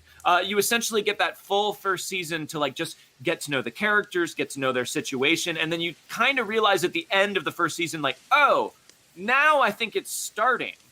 And the first season is kind of just like laying the groundwork. I feel like that's what sort of organically ended up happening with this first season of Carnival. And looking back, I see that as, from my perspective as a GM, trying to figure out how to work through things coming away from the more like regimented structure of running the plot point campaign, sort of easing back into the West in a new world with new characters and new corners of it, and figuring out what the show maybe like would actually be about. I didn't come into this with a meta story. I just was like, we're at Carnival, your characters, let's see what happens. But I feel like things are starting to develop. Also, I really feel like as much as we've really, tried to maintain doing shows during this pandemic, doing them remotely, it's really hard with Wildcards. It is just hard to not be in the same place. And I think that for me, that slowed down maybe some of that kind of progress that might have been different. We're in the studio, or maybe not. I don't know. It's hard to know because we don't have something to compare and contrast it to, really. But it's hard. We're used to like bouncing off of each other's energy, and it's hard when you just have a box and there might be a delay and all those various different things. So anyway, just as a side note to kind of what you were saying, I just think it's interesting. I think it's had an effect in one way or another. It doesn't have to be good or bad, just an effect. Sure. And then to answer your follow-up question about Headstone Hill, I will admit I have not yet read Headstone Hill.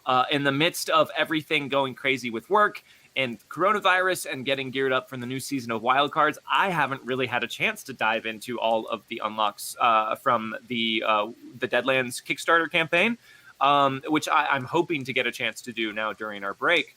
I don't imagine that we'll wind up at Headstone Hill, just from what I know about it. But like I said, I haven't read it yet, so that could change. Maybe. Don't at me. Hey, No ads. real quick. Yeah. I just want to say thank you to everyone who has tipped so far. Yes. Yeah. Thank you, guys. Again, I always forget about this, but with our new setup, most of us are not aware or can see the tips or subs or anything like that coming in the way we could at the studio. So just because we're not calling them out, please don't think that we don't appreciate them and see them after the fact. We're also trying to consolidate a little bit so that people watching on YouTube are not so like thrown off when we do that. But I just want to say thank you, and we are almost halfway to our goal of 350, where we will do a watch along with you and talk of our session 0 and talk with you about specific issues that came up in session 0 and talk about character creation and Savage Worlds in general and answer your questions there as well. And if I'm robot jokes about our selves, I mean, if there's time. Yeah. Like robot jokes. Yeah, we can. Yeah. You can be Crow. I'll be Tom. Yeah, Crow. That's what I wanted. Oh, I get it. I understand this right. Garav is Gypsy. Yay, Anyway, Gypsy! Who's Megan? Megan is Cambot. Okay. But I want to say, I'm just going to put this out there. I have not talked to anyone, but I want to say, because we've talked about this before once in the past. If we hit maybe a higher tier, we'll do a movie watch along like we did with Magnificent Seven. Oh, God. The Mag 7. We could watch like Tombstone or something like that. Oh man, I can't watch Tombstone anymore. Yeah. It's too awesome. It hurts my feelings. And also there's a lot that you're like, oh, okay, yep, okay. It's from that time period, but also it's awesome. Very good. Except for anything involving the side story about romance. Yeah. That's very weird. Yeah, it's clearly written by a 13-year-old boy who's just all like, yeah, let's do the cool gunshots. And then girls. They do it well. And also girls like horses? Yeah. They're on drugs. No offense intended if the screenwriter or screenwriters for Tombstone are in chat. We do very much maybe a little offense. But I still really like it. All right, fine. Anyway, I'm just putting it out there. Maybe at like a $500 level or something, we'll watch a movie with you as well. That's true. Savage Hunt says we could watch the other Magnificent Seven, by which I can only assume he's referring to Seven Samurai. I'll watch the Yul Brynner, Steve McQueen, Magnificent Seven, and Charles Bronson, and oh my God, so many good people in that. Yonto7 has a question, and this is for me, but I'm actually more curious to hear your answers to it. So JCC, besides the hole being blown in the bottom of the train, did the players throw you any big narrative curveballs this season? I would instead like to know, guys, what threw me for? What did you do that you think really threw me? I mean, I feel like you were surprised by a boat. I was we were all surprised by the SS Celestina. Yes, I was surprised. Not only that you were able to successfully manifest an ocean liner, but that also you rolled a die and rolled the only number you could roll to avoid the intensely negative consequences for doing so. That meant to be. That one did definitely throw me for a loop. I will definitely agree with that. Well, it was funny because I was like, when I think of that time period, I'm always thinking like the movie Titanic or like Gangs of New York. I just had all of that in my head. And there's always like the only travel things in my brain are those ocean liners. So I was like, well, it's a sea. And that's probably what Celestine experienced. Like, I didn't think, oh, maybe we could manifest wings or something that, I don't know. And then you reacted so weird. I was like, that seemed like the obvious thing to me. Well. Yeah, the whole, like, the major or extreme manifestations like that, when you rolled that D6, the only thing you could roll and not draw them to you was a 6, and you rolled it. So, whatever. I ain't even mad. I'm trying to think of what other. Definitely the crit fail. Like we talked about that upgraded Aelin to major in our first episode. That one threw me for a loop. I will say. I'll say another one from the finale episode. Actually, JP making a deal with the popcorn woman. The whole thing with the popcorn woman. My vision of it would be that there was this subplot playing out in the background of the scenes you were in, essentially with that little like bratty kid that was giving Midas a hard time, making a deal with the popcorn woman and then disappearing, and then like having a distressed parent be like, "Excuse me, has anyone seen my son? He's about this tall." But instead, dark. And I was prepared for someone to go like, "Well, I should at least go see what's going on there," and meet this like dark, sinister force in an alleyway and be like, "Oh, okay, all right, this is the thing I'm supposed to back out of." But he didn't. You guys love making deals with the popcorn woman. So yeah. So that happens. It's the two that shoot each other though that like it. So maybe you guys are just looking for for these two Faustian bargain guys over here. I did the cannibals now. Howell did it when he was a child. He didn't know anything. It is kind of funny. Sure, that's true. It is kind of funny though, because like Meghan would be like, "Oh God, save children," but Celestina's not going to do something for the most part that Nightlinger that would piss Nightlinger off intentionally. Especially when it's presented by Nightlinger as something that's like, "Hey, just so you guys know, we're having a little bit of a minor bug problem here at the carnival, but we are calling an exterminator. We'll get it taken care of. Just sort of like, don't mention it tonight." Mm-hmm. To answer the question real quick, though, as someone who enjoys throwing my GM for a loop, and I think I'm pretty creative with it, I feel like I had a lot of trouble this season doing that just because Victor is a much more predictable character than I normally play. You actually didn't. You threw me for a loop a lot, but not in a way that negatively impacted me. Often in a way that negatively impacted. What kept happening this season would be like they'd be talking about a plan, and you'd be like, "Victor's inside." Oh, Victor yeah. Sure. Like, "Oh, okay. Well, he triggered the flamethrower trap. So." Oh man, that makes sense. Playing that can be so much fun, though. It is. So, like, obviously, going into the well was one of the first occasions of that happening. Yes. That was a little bit of like where me as a player, I was like, I'm just gonna dive literally into this because I want to figure out what's going on. And I feel like Victor is also someone who's like, "There's nothing in here. Let's just go. Let's get in the stupid well and do it." But the one time I do remember throwing you for a loop, I feel like where like the curtain was peeled back and you were like, "Wait, what?" was the very last episode where those men approached Victor and were like, "You're coming with us." And Victor's like, "All right." And you were like, "Really? Are you sure?" And like I could tell that was you asking and not as a GM, as a person. You're like, "Wait, what?" It was a good plan. Once I heard your plan, I was like, "This is great." But all I could think of at the time was like, "This is just the preamble to the actual fight." Right. And if this goes on for too long, then the actual fight's gonna be like all weird. So I was like trying to figure out what to do with that. But right. It turned out pretty well. But I could tell that he was a little thrown for it. Literally, he was like, "Wait, what? You should say no. It's probably that's what you would do." I'm like, "No, I mean, yeah, but no." Okay, this is a question from Yonto7 for Dom.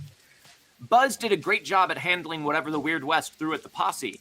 Where does he get his optimism from? And does he trust Nightlinger? Um,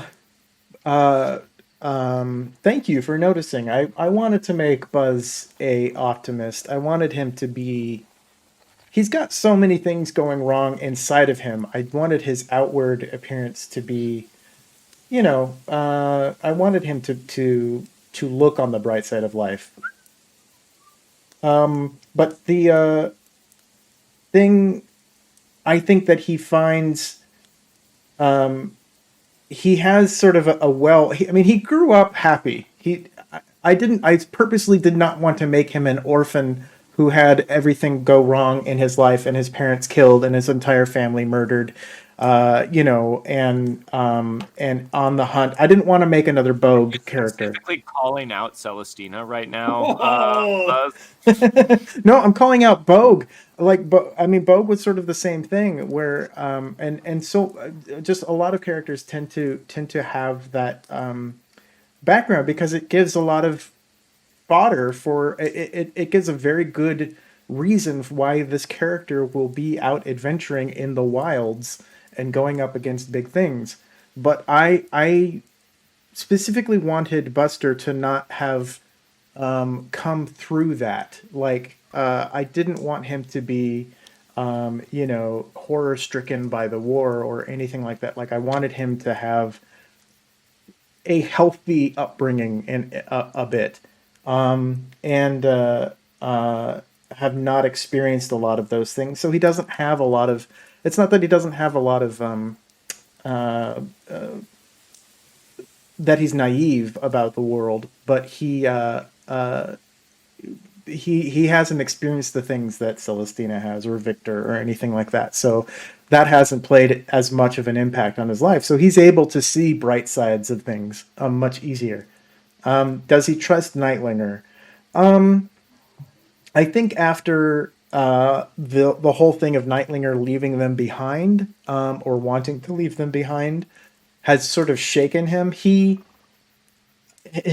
One of his hindrances is loyal, and he is very connected to the Carnival and is extremely loyal to everyone involved in the Carnival. So he won't doubt Nightlinger, but he's probably shaken a little bit about Nightlinger's plans and how Nightlinger kind of treats people, treats members. He knows that Nightlinger is tough. He knows that Nightlinger doesn't necessarily care about people at the Carnival the same way that Buzz might. But I think he still trusts that Nightlinger will do the right thing or at least has some sort of ulterior motive or plan that will benefit the greater good, and not just Nightlinger. Perhaps he's naive in that, but that's where he's coming from. I will say, this is a thing that I hope comes across with the character. Although he is, a little bit shady and shifty, and his motives may be mysterious. I do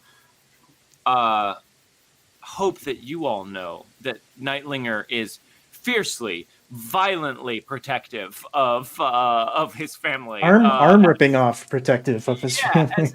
as we've seen a couple of times in this season when that other side of him comes out. Yeah. But yeah, I think that makes a lot of sense. That seems like a healthy amount of mistrust.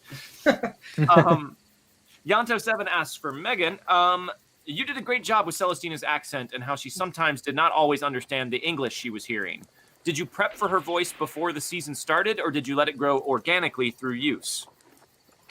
It's a little bit of both. I really love accents and dialects, and I have found through this and through a job I used to do how much fun it is to kind of challenge myself to improv a new accent. And so I have a book by Paul Meyer that basically teaches you just a bunch of different accents. And I did spend time. This one was hard. I had just learned Scottish for the Scottish dialect for a show on Dragons and things. And I was like, oh, well, I want to try something new. I want to do like I was like, I want to be a witch, like vampire type thing.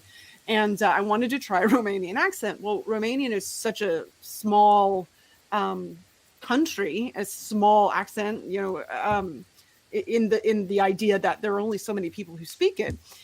It was hard, and also it was interesting. I did some research and tried to learn a little bit about it. It's a Romance language. It has a lot of Russian influence because it's so close to Russia, but it's a little different. But I don't have, here's how you learn Romanian accent. So I learned the basics of a Russian accent and then tried to learn some of the differences of Romanian and then tried to apply it. And then, you know, threw all caution to the wind and did the best that I can. It's probably still a little bit closer to Russian than Romanian in the scheme of things. But it is interesting because we've all watched movies and plays and things with different accents, or we've seen these different people, and there are specific things that they tend to skip or miss that whenever as a performer you just kind of slide into. That definitely happen. Like when I pick a dialect or an accent for a character, it greatly affects the character, and has done that with Celestina. And the reason that I do that with some of the words and things is that in Russian, they don't have articles in the same way, so they tend to leave off a lot of words in a sentence because they're just not used to putting them in there. So that's what I played with. That's where that came from. Awesome. Evil Dice Monkey would like to know, what is Buster's favorite song, and are there any that he can't play that he really wishes he could? Buster's favorite song. Is it Classical Gas? Yes. I hope so. He also cannot play that. Yeah, I don't know. That is a great question. I think he probably has a little trouble trying to play Celestina's people's music sometimes. He is a student of music overall. I would say the thing is, I would say a lot of the music that I've been learning to play on the ukulele is music that I like and stuff too. But it's I wanted, at first I was all like, okay, I'm going to just pick out like Western songs and try to play Western songs. But then I was like, no, I'm gonna play other things that might be a little bit more impactful. So I would say like Hallelujah is a good one. Leonard Cohen's Hallelujah.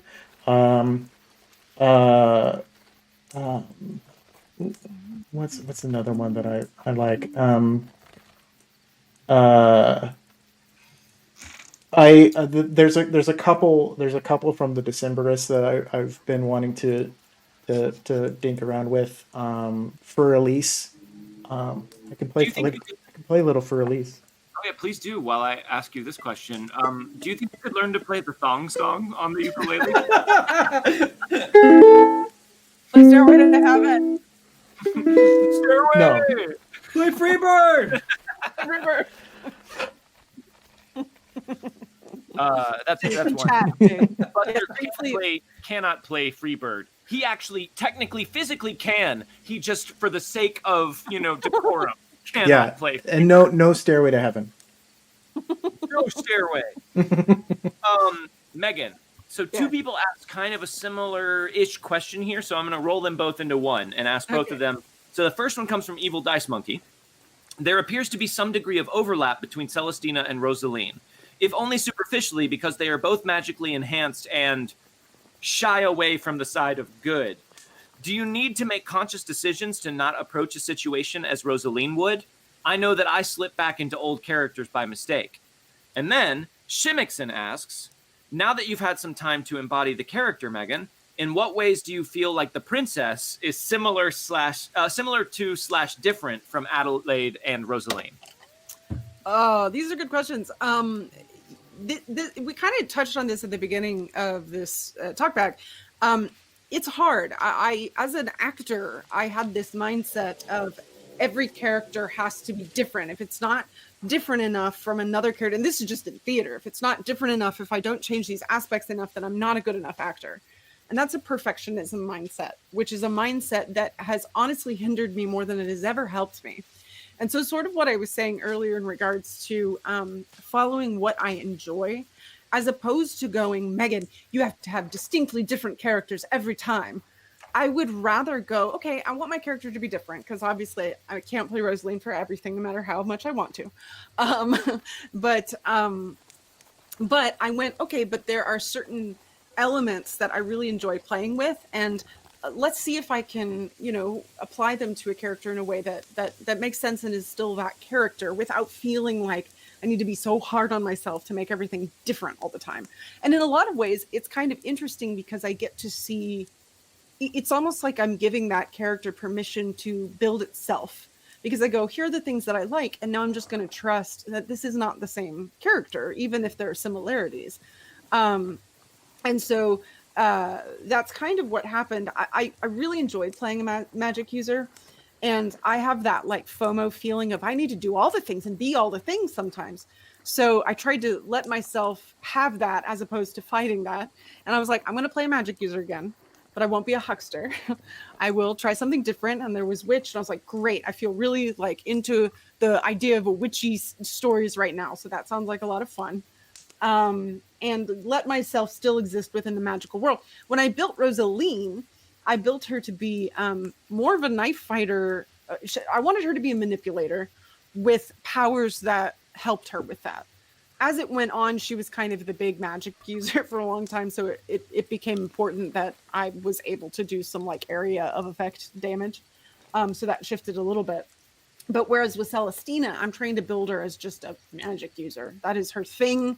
She wants to freak people out. And I want her to be traditional creepy witch you see in witch horror movies, is sort of the aim for her. So in a lot of ways, she's really different. She has some similar personality traits, but the origin of them and the reason for them is very different between her and Rosaline. Celestina is less naive. She's had more difficult life experiences than Rosaline did at the same time period ish, but Celestina's reasons for things and what she's trying to do are a lot more admirable than Rosaline's were initially. Rosaline just wanted power and she wanted to control everything. She thought she could do it better than everybody else, whereas Celestina doesn't want to see anybody else hurt like she was. There's a little bit of an element to this campaign that pretty much everyone has talked about in discussing their characters, where there's still information that has not yet been revealed about their lives or their stories or where they came from. So there is, like, we know some of it at least at this point, but there's more that will come out that kind of continues to refine who these people are. My thought with Celestina too is she uses humor as a way of distancing herself from others. It's a way to like kind of control her environment and space. That honestly just kind of came out accidentally. I did not mean her to be this jokey, but that's kind of that's how I interpret that with her. Whereas Rosaline wasn't really like that, and Adelaide was just kind of like was just constantly putting her foot in her mouth. She really is really different from both of them. While she has, all of my characters are probably always going to have an element of fire, because that's a really big part of me that I have a hard time not playing with, because I grew up with. Megan, we lost your audio. Did you? Oh, it looks like the audio system froze. Okay. I sort of heard her through your mic. Oh, no, she's gone. Okay. Wait. Oh, computers. Megan is having some audio issues, so we can't hear her currently. But we will. Yeah, we can see you. We can see you. We can see you. It looks like your audio feed dropped out of the call. No, can't hear you. The other computer back here that was running your other. Okay, she knows about that. While Megan tries to figure that out, I am just going to answer this last question of our pre-submitted questions before we can get to some questions live from the chat. So hold those now. Don't start asking them yet. Wait for it. We've got one more to get through first. This last one comes from the Husman /Obocop, who asks, for the Ringmaster, how many of the carnival's performers do you actually have names/notes for? And a fair amount, actually. We did some world building. Oh, now we can hear you. Oh wait, no, could hear you for a second. Now you're gone again. Never mind. Oh, okay. Now you're loading. Just bizarrely delayed. Just to go to space. We'll get there. We're getting better. We did some collaborative world building before the campaign started. I had introduced some of the major players. Essentially, there's kind of like a tier of responsibility, I guess, within the carnival, with Nightlinger at the top, and then his trinity of elders or council of elders would be Leonard, Eustace, and Mama Lou. And they're kind of each responsible for their own aspects of the carnival. And then underneath them are sort of in the performer or other gate, there's other characters. We've met most of the characters, at least in passing, that I've written up already. There's still one or two that haven't shown up. But other than that, not all of them. So I guess I don't know, 10? 10-ish. Right. Okay, now we can hear Meghan, or at least for the time being. Yay. So yeah, we'll say 10. 10 is what it is. All right, folks, that concludes our pre-submitted question segment. So now, whatever questions you have that were not answered or that you didn't get to ask, or maybe you're just in chat now and you're curious about something, throw them up, folks, and let's see if what we can answer here. Let's see. Questions. Waters EA asks, most/least favorite part of playing online? Delay. I hate delay. Oh God, the delay. I just don't. I don't know. It's irritating. I hate not. We lose so much with this group, in my opinion. JCC does a lot of apparently, sorry, don't forget to add question to the beginning of your submitted question so that we know to keep an eye out for that. He does a lot of controlling the energy in the space that you cannot do. You just literally physically cannot with a little tiny box. I'm still trying. I just shout back here in the bedroom on my own. We all try, but it takes away. We cannot maintain the same tonal energy that we were able to at the table. We do a pretty good job of it, I think, all things considered, but it's a lot harder. And it's lonely. So lonely. But what's your favorite part? No. It does say most favorite. Yeah. Easier setup. It is an easier setup. All my stuff is here. Less travel. I like being able to kind of have a bunch of different stuff up on my computer. And honestly, sometimes it's hard for me to it's a lot harder to maintain focus like this, but it's a little easier for me to I literally just sit here and write random words on a piece of paper sometimes, which actually helps me maintain focus. But I don't like that I have to do that. So this favorite has kind of turned into a negative because I just want to be back in the studio. Anyone else? Go for it. I mean, from a technological standpoint, there's a lot we can do here that we can't do at the studio, like individual captions, a lot of stuff that I can play with. The big downside is that no matter how much the wonderful mods, DJ Regular, See Me David, BSB Care, Fawquad, all of you folks do so much to help keep things operating, even when I'm at the table, or especially when I'm at the table. But there's still a lot of technical stuff, like when Meghan loses audio or whatever, and we still have to deal with things. There's a lot of stuff that I can't do, but it is nice because I basically am at the computer that I will be using for the run. Because usually what would happen is I would test things on my home computer, and then I'd have about a half an hour before a show at the studio to try to mimic what I had working on my home computer and get that stuff going. But here, it's just trying all that stuff. Filters, voice modulators are cool. Yeah, I do like that. Being able very well by Garab, I will say, in his Necessary Evil interlude. Those voice mods were yes, yeah, and your Snapcam stuff. that you were using, JCC. I've only used it a little bit. Megan is the queen of the snap cam. I think.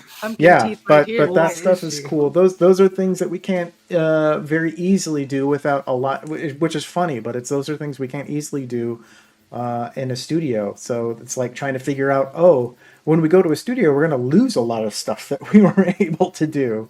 Gain so much more. Hopefully. Yeah, I mean, another thing that we can do is we can record everyone's audio individually. We can record everyone's camera individually, and those are kind of expensive things to do in a studio environment. So I'll talk about those in another session. But yeah, there's a lot technically we can do. But I, just as Megan was saying, it's hard because now I'm distracted a lot by making sure that technical stuff, I don't have Rick working behind the scenes to help out or anything like that. So Freya.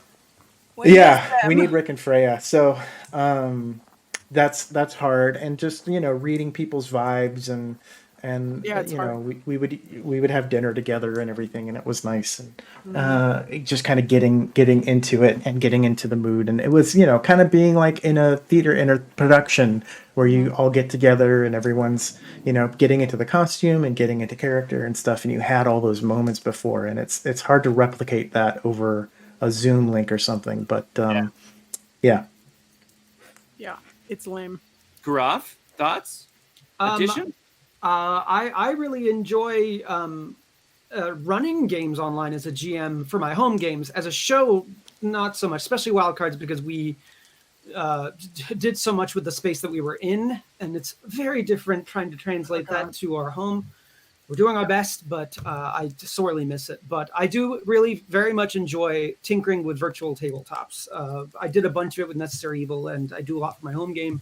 So that's something fun that I can tinker with and doesn't take up as much time as setting up a physical map and all that. So that's a pro, I guess. I don't like it. I want someone to develop a virtual tabletop that supports fully improvisational GMs, because I have there's so many cool things you can do with a virtual tabletop client if you know all of the things in advance that you're going to need for your session, and I so rarely do.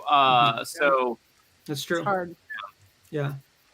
Or unless you have somebody who's like going to sit back there and be like, okay, I'm going to make everything that JCC says and put it out there right as soon as Rick. Rick. Vampire 54 asks, JCC, any thoughts if everyone had gone veteran, other than everything being even more dangerous and deadly? I would have strongly encouraged everyone to not do that. My favorite part of any role-playing game that I've played, any campaign, is low-level. I love low-level stuff. I love like getting a feel for like your place in the world, and then getting to go from there and like blow it out. Like, but no. Oh, this question thing's gonna make everyone in chat sound like Dwight. Question, Savage Clint asks.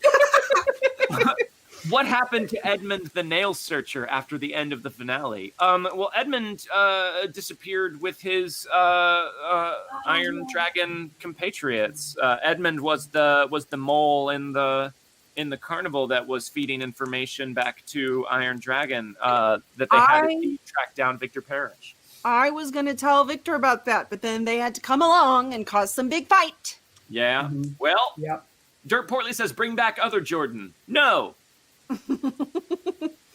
That is Other Jordan, for those of you who don't know. Monkey99 says, question. How do you determine where to split off a season in a more homebrew game like the Deadlands campaign compared to something like ETU? Magic! It tends to sort of like just kind of reveal itself as it goes on. Like I knew about the penultimate episode what I wanted to do, or sorry, episode 10, which was them being ghosts and coming back. I didn't really know what I wanted to do apart from that. All I knew was I had, from the beginning of the campaign, as we were talking about ideas, I had an image in my head that was very cool. It kept coming back to me of Victor doing a show, and people from his Shan fan past just sort of like shoving their way through the audience and like having eyes on him on stage, and him knowing they were there for him, but being on stage and needing to do the show. Like, that was a cool image. And it seemed like something that felt like a cool thing to wrap the finale around. So I just kind of went with that. Fractured Avatar 13 did not say question, so I don't get to do the Dwight thing. But for Megan, what is it specifically that Celestina doesn't like about Midas and Buzz that keeps her standoffish? Oh, I don't know that it's that there's specific about them as much as it's just that she has a bit of a kindred spirit with Victor, just because having gone through the things that they went through and being the type of people that they are. It's not that, I mean, it's hard. It's very easy to feel isolated. And so whenever you find, I think, somebody who you can relate to, it's kind of like, especially when you've learned to sort of shut everyone off in a way so that you don't get hurt again. And that's essentially what those kind of defense mechanisms become. But I also think, much like Rosaline, this is an element that I think is similar between the two. There's a bit of there are a type of people, which I have seen myself be sometimes, for better or worse, that if you feel that you can like push somebody over, you do. And it's not like a great thing, but it's just kind of something that happens, I think. And I think she perceives Midas, she sees that what Midas can do with gears and mechanical type stuff, she sees the value in that. But he's too easy to mess with. And Celestina can't turn down that opportunity, because in some ways, I think that's a way that she maintains her distance from people. It's not even a conscious thing. It's just something that happens. It's like a way you learn to interact in the world, whether or not you want to. And then with Buzz, I think she really likes Buzz. But his positiveness, I think there are two ways she looks at that, both as kind of the cynic's mind of, well, just wait, you haven't had the horrible thing that's going to happen to you yet. And also, I think there's a part of her that doesn't, while she kind of wants to show him, like, look how easy it is for you to also become ruined. I think that she also doesn't want to do that. She sees that he has this positive aspect. And I think there's a part of her that doesn't want, that she thinks she's bad luck and that she could cause that to change in him, and she doesn't necessarily want that to happen. I don't know if that's something that she fully is conscious of, but I do think that's an aspect. Thank you. Dutch 425 asks, and I had to run and get my book to check. Question. Not sure if this was answered earlier, but did that unlock for the end of episode 1 happen yet? And I couldn't remember what it was, so I went to get my notes. Yes, the unlock for the end of episode 1 was the Sawdust and Showmanship setting rule that Savage Clint very graciously created to be an unlock for the Mysterious Strangers. So we have been using that. Anytime one of the characters rolls a raise on their attack roll, they can spend a curious ticket to add their performance or repair die as the bonus damage die instead of the D6 guaranteed by the rules. We will be up, putting that up on the website soon. I haven't written that up yet, but we will do that and we will get it posted. Can we, when you, if you're asking questions like Dwight, can we answer questions like Dwight? Can we go like incorrect? Please, false. False. Here's one from Jack of Diamonds V10. Question, Gaurav. I've noticed you've mostly avoided using the huckster abilities in favor of Hexslinger. Is this deliberate, and do you have any plans on dealing with the devil?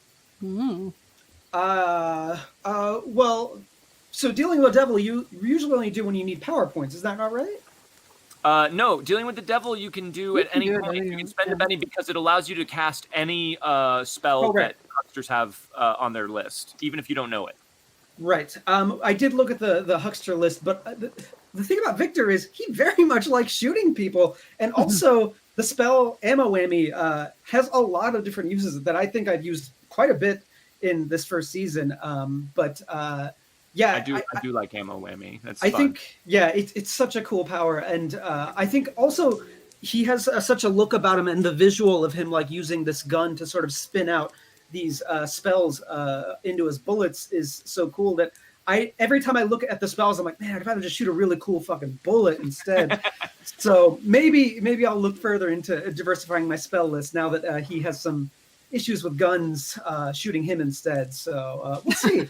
We'll see. Also, the issue of Victor being illiterate and Yes. how he was actually able to learn to be a huckster being illiterate was brought up in chat earlier, and that is something that will probably come out down the line.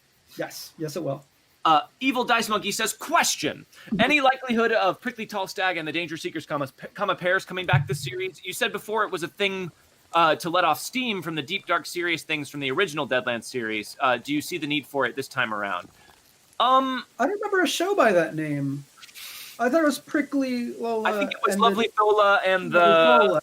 Something about mangoes. Danger Seekers. It was still Danger Seekers, mangoes. It was? Okay, yeah. We've kind of changed as a group since Prickly Tall Stag, and I don't know. 8 years. Yeah, it has been 8 years. But if you kind of like, I would guess, even though we still are figuring things out and still kind of like getting the feel for this one.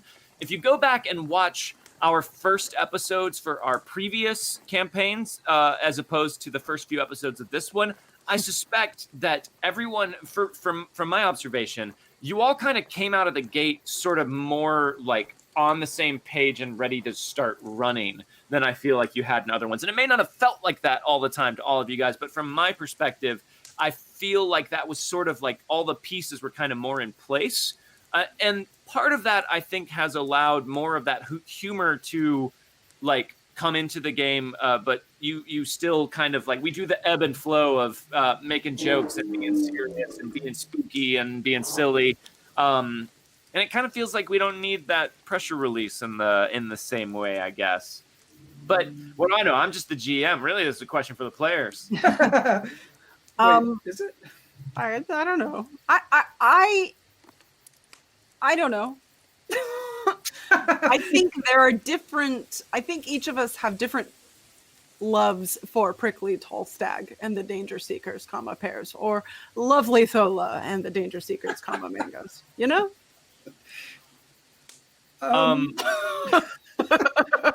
What does she mean? I don't know what you're talking about. Show me the child. I do miss Liam.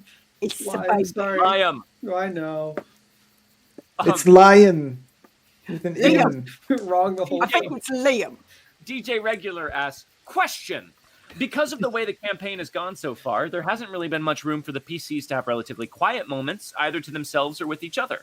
Is there anything that the characters have done off-screen that you've discussed with one another that informs how you approach each other? Or anything at all that you think the audience would find interesting? Didn't we talk about, I can't remember what we've talked about on camera and off camera, because everything is currently on camera because we're in these stupid apartments during this stupid pandemic. Anyway, there's my anger. Yeah, but seriously, I can't remember. We've chatted a little bit about just before the show, of the general dynamics between characters and how they view each other. But we've not done a whole lot beyond that, or I haven't. Gaurav and I have talked a little, but not really much more than anybody else, I don't think. Yeah, we did talk a little bit. I feel like the reason we don't talk about it much is there's twofold. In our first Deadlands campaign, we also had our Twitters that we were using, our Wildcards Twitters that we did like role-playing moments on, which I kind of enjoyed doing, basically sort of tiny little blog stories that sort of intersected with others, which gave us a good opportunity to have those moments. But also we preceded those moments on Twitter. We talked about those in real life, and then talked about, we'll do this on Twitter, but I want to do a moment where we would do some sort of fun story like this. And we just don't have those moments as much anymore because we are on Zoom and we meet like 45 minutes before the show starts, and we're all just trying to get the tech stuff ready. And there just isn't enough casual time. And then after the show, we're all just exhausted about staring at our computers all day. I mean, I've been working all day. And so like, we're all just exhausted out of our minds, and we just don't see each other enough now. And it's hard to talk about that stuff when we're always talking about the important stuff we have to get done. We don't have time to do the stuff that we want to get done, if that makes sense. Yeah, it does make it hard. I think, I mean, I know we had talked about when we transitioned to ETU about still wanting, I mean, I guess we sort of did. We used our Twitter accounts more as Twitter accounts because it was modern. Right.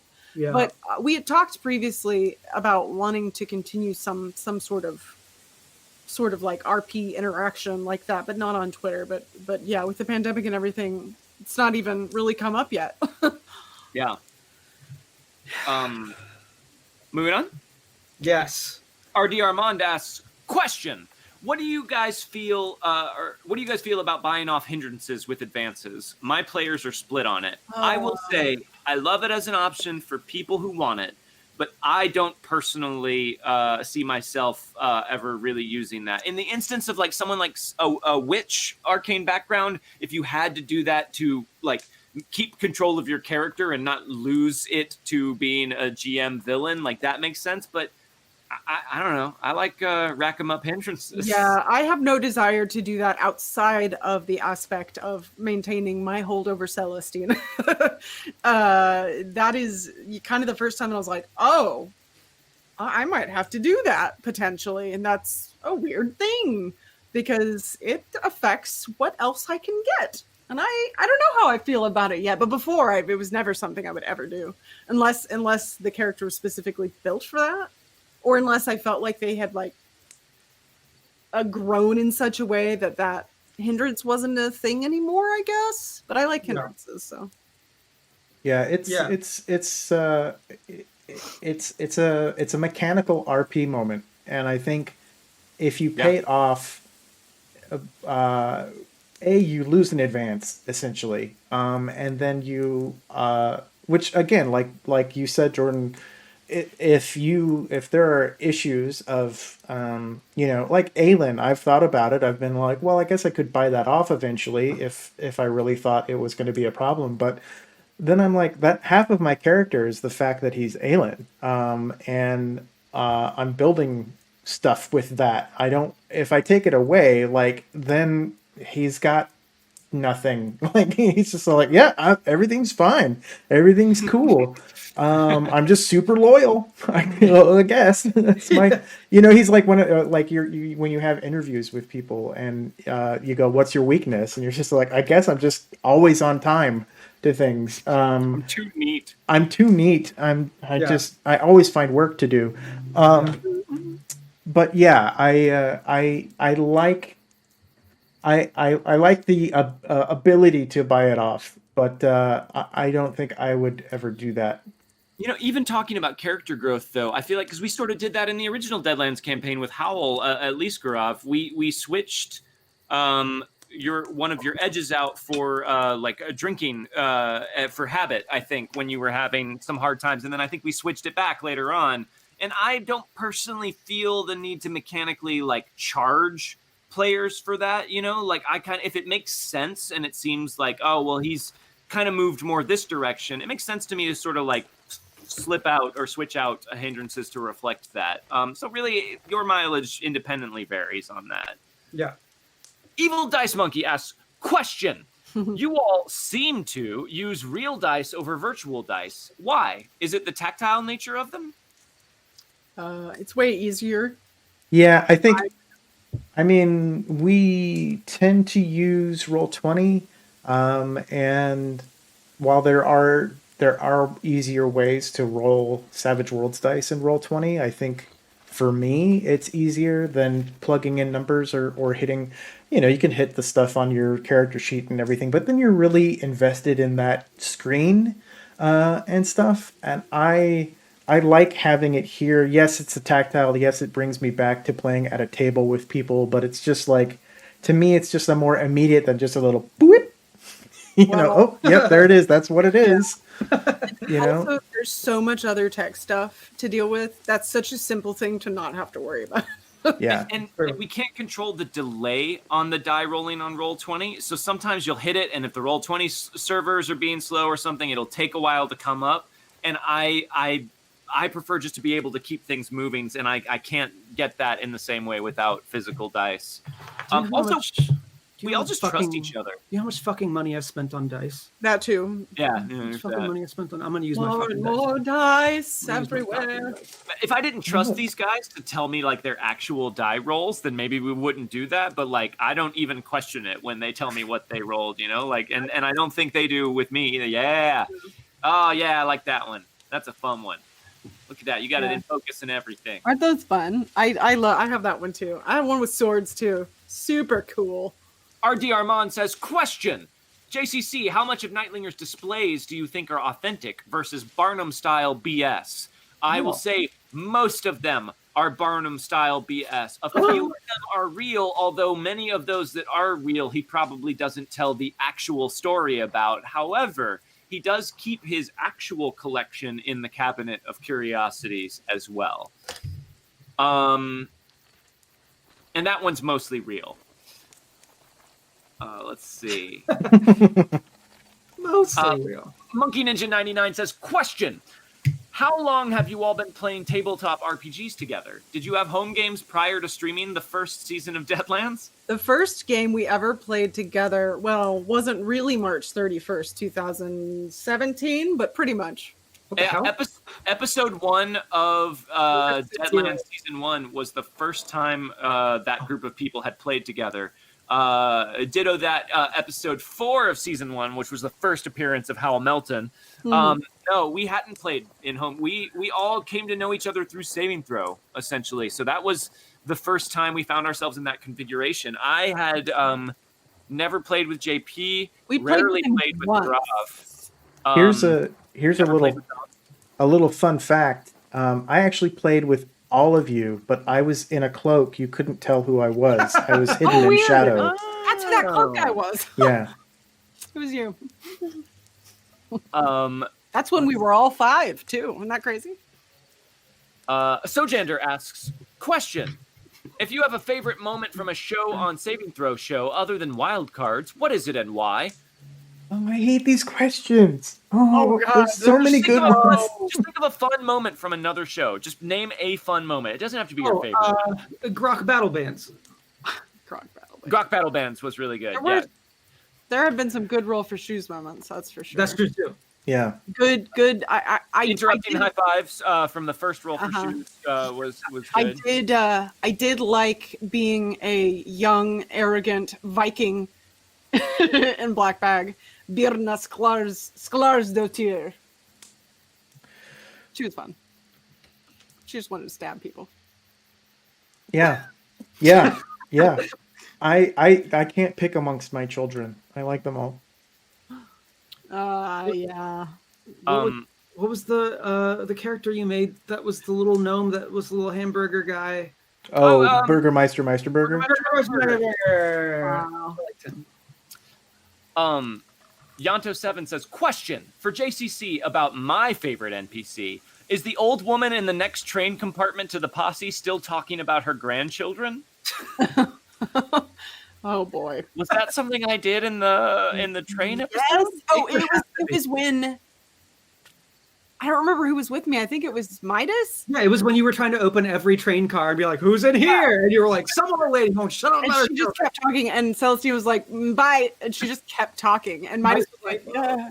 That NPC brought to you by working at a public library. I've probably met several people like that.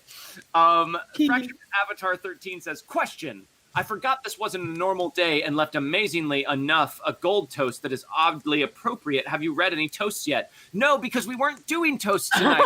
Let me take a look. There are some. Let's say them. Okay. I have a drink. Yeah, I don't have any drink left, but I'll... Neva and Omar would like us to toast. Here's to bullets dodged. Set them up. Yay! Bullets dodged and bullets that found their way home. Thank you, Neva and Omar. There's nothing to drink. Blue was the color of drink, Jordan. Apparently we all have blue, except for you, and you're green. Well, sorry. SF Giant 49er would like us to toast. Thanks for a good season and entertainment in these strange times. Set them up and knock them down. Thank you very much, SF Giant 49er. Ghost Sip. Yes, thank you. Fractured Avatar 13 would like us to toast. There ain't no rest for the wicked, the weary, or the wild cards. Good luck, guys. I'm rooting for you. Thank you. And knock them down. Thank you very much. And I'm still pretending like I'm still trying to drink. Lizard Breath 27. There's a blue. There's blue. I gave him blue now. Nice. Campaign. Thanks for a great season 1. Set them up. Knock them down. Thank you, Lizard Breath 27. Okay. Wait. Catching up. Question. Do you guys know what your character's favorite foods are? I like those little character things sometimes, RD Armand says. And I'm making it more aggressive than he probably was. He likes Victor loves pickled chicken, which is a Shan fan specialty. Pickled chicken? Yeah. Of course I'm going to write it down. Pickled chicken. I think while Celestina will eat meat, she's more of a vegetarian. And I think she probably likes like a good stew. You know? You said that. Good vegetable stew. Good stew. That just seems like, I think she wasn't in her home country for as much of her life as she would have liked. So I think she probably has nostalgia for certain kinds of foods. But Megan does not know a lot about the Romanian cuisine. So, but I do know that area of the world has lots of stew. like a goulash. Yes. Oh God, Megan loves goulash. Hungarian goulash. Anyway. Buster likes carnitas. Ooh. How specific. Carnitas for Buster. Carnitas. With a little bit of lime. Where do you get those limes? That'd be Man, hard. where did you have these? Right? Where were you? Celestina loves a good stew. What does Midas like? What do you guys think Midas likes? You were liking a very good stew. Likes Midas likes Christopher Treat. Christopher. Yep. We all know it. Oh, I just like candy. Come on. Dutch 425 says, question. What negative effect did Victor end up with from the veteran of the Weird West Edge? Why, it's funny that you asked that. Victor ended up with essentially being obligated to help out his previous employers in Shanfan whenever they showed up. Mm-hmm. Dodge that bullet. Didn't end up going that way yet, but maybe we don't know everything about that whole situation yet. I don't know. But that's what it was. That's what it was.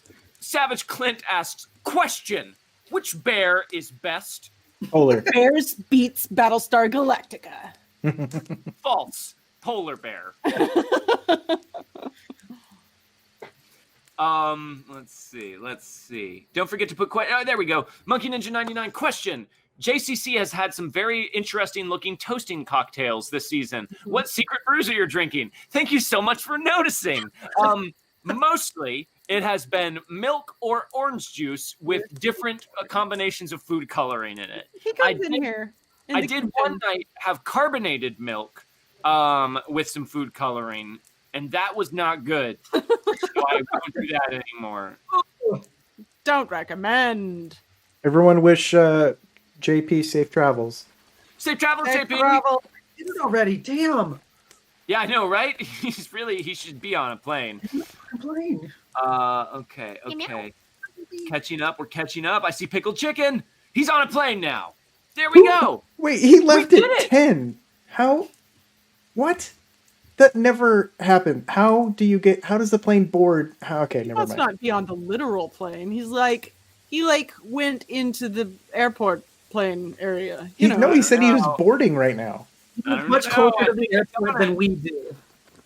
That's true, but also Not traffic because it's a weeknight. sure There's a did curfew. leave real late to get there. Yeah, Anyway. that's what I'm thinking. I'm like, No, yes, it's a during the domestic flight, but Guys, we can talk about the logistics of LAX and where JP lives in the city and how he got through there some other time. Right now, oh no, we're out of questions. All right, let's talk about LAX. It sucks. Who wants to hear a lot of people from LA talk about an airport? Oh, It's so fun. LAX is awful. such a shithole. Oh, Vampire 54 asks, question. I did ask what's going on with leftover tickets.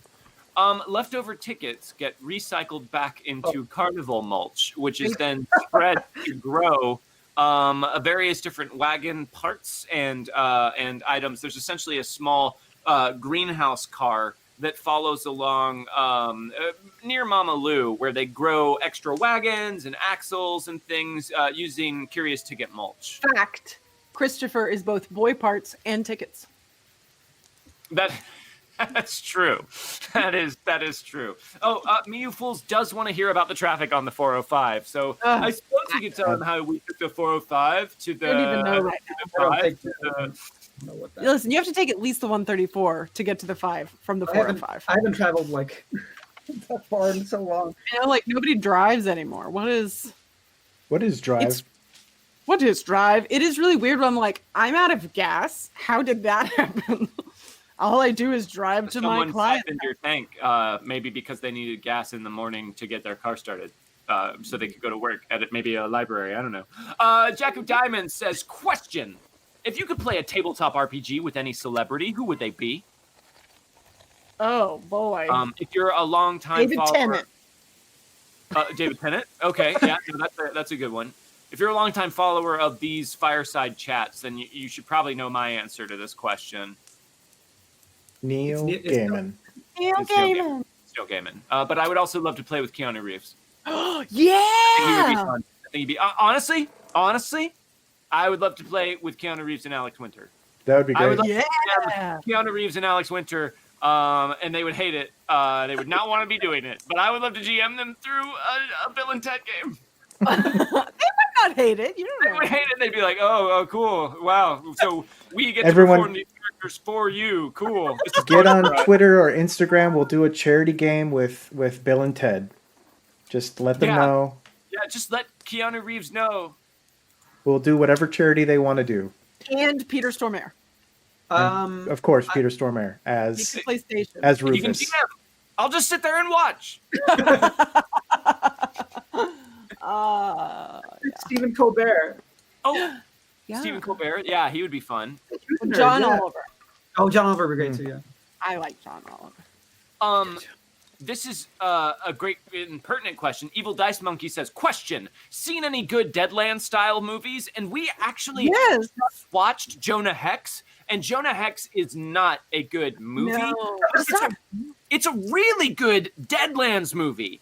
Yeah. It's actually like you could lift like pretty much exactly as it is the entire plot from that movie and turn it into a pretty sweet little campaign in Deadlands, and it would be a lot of fun.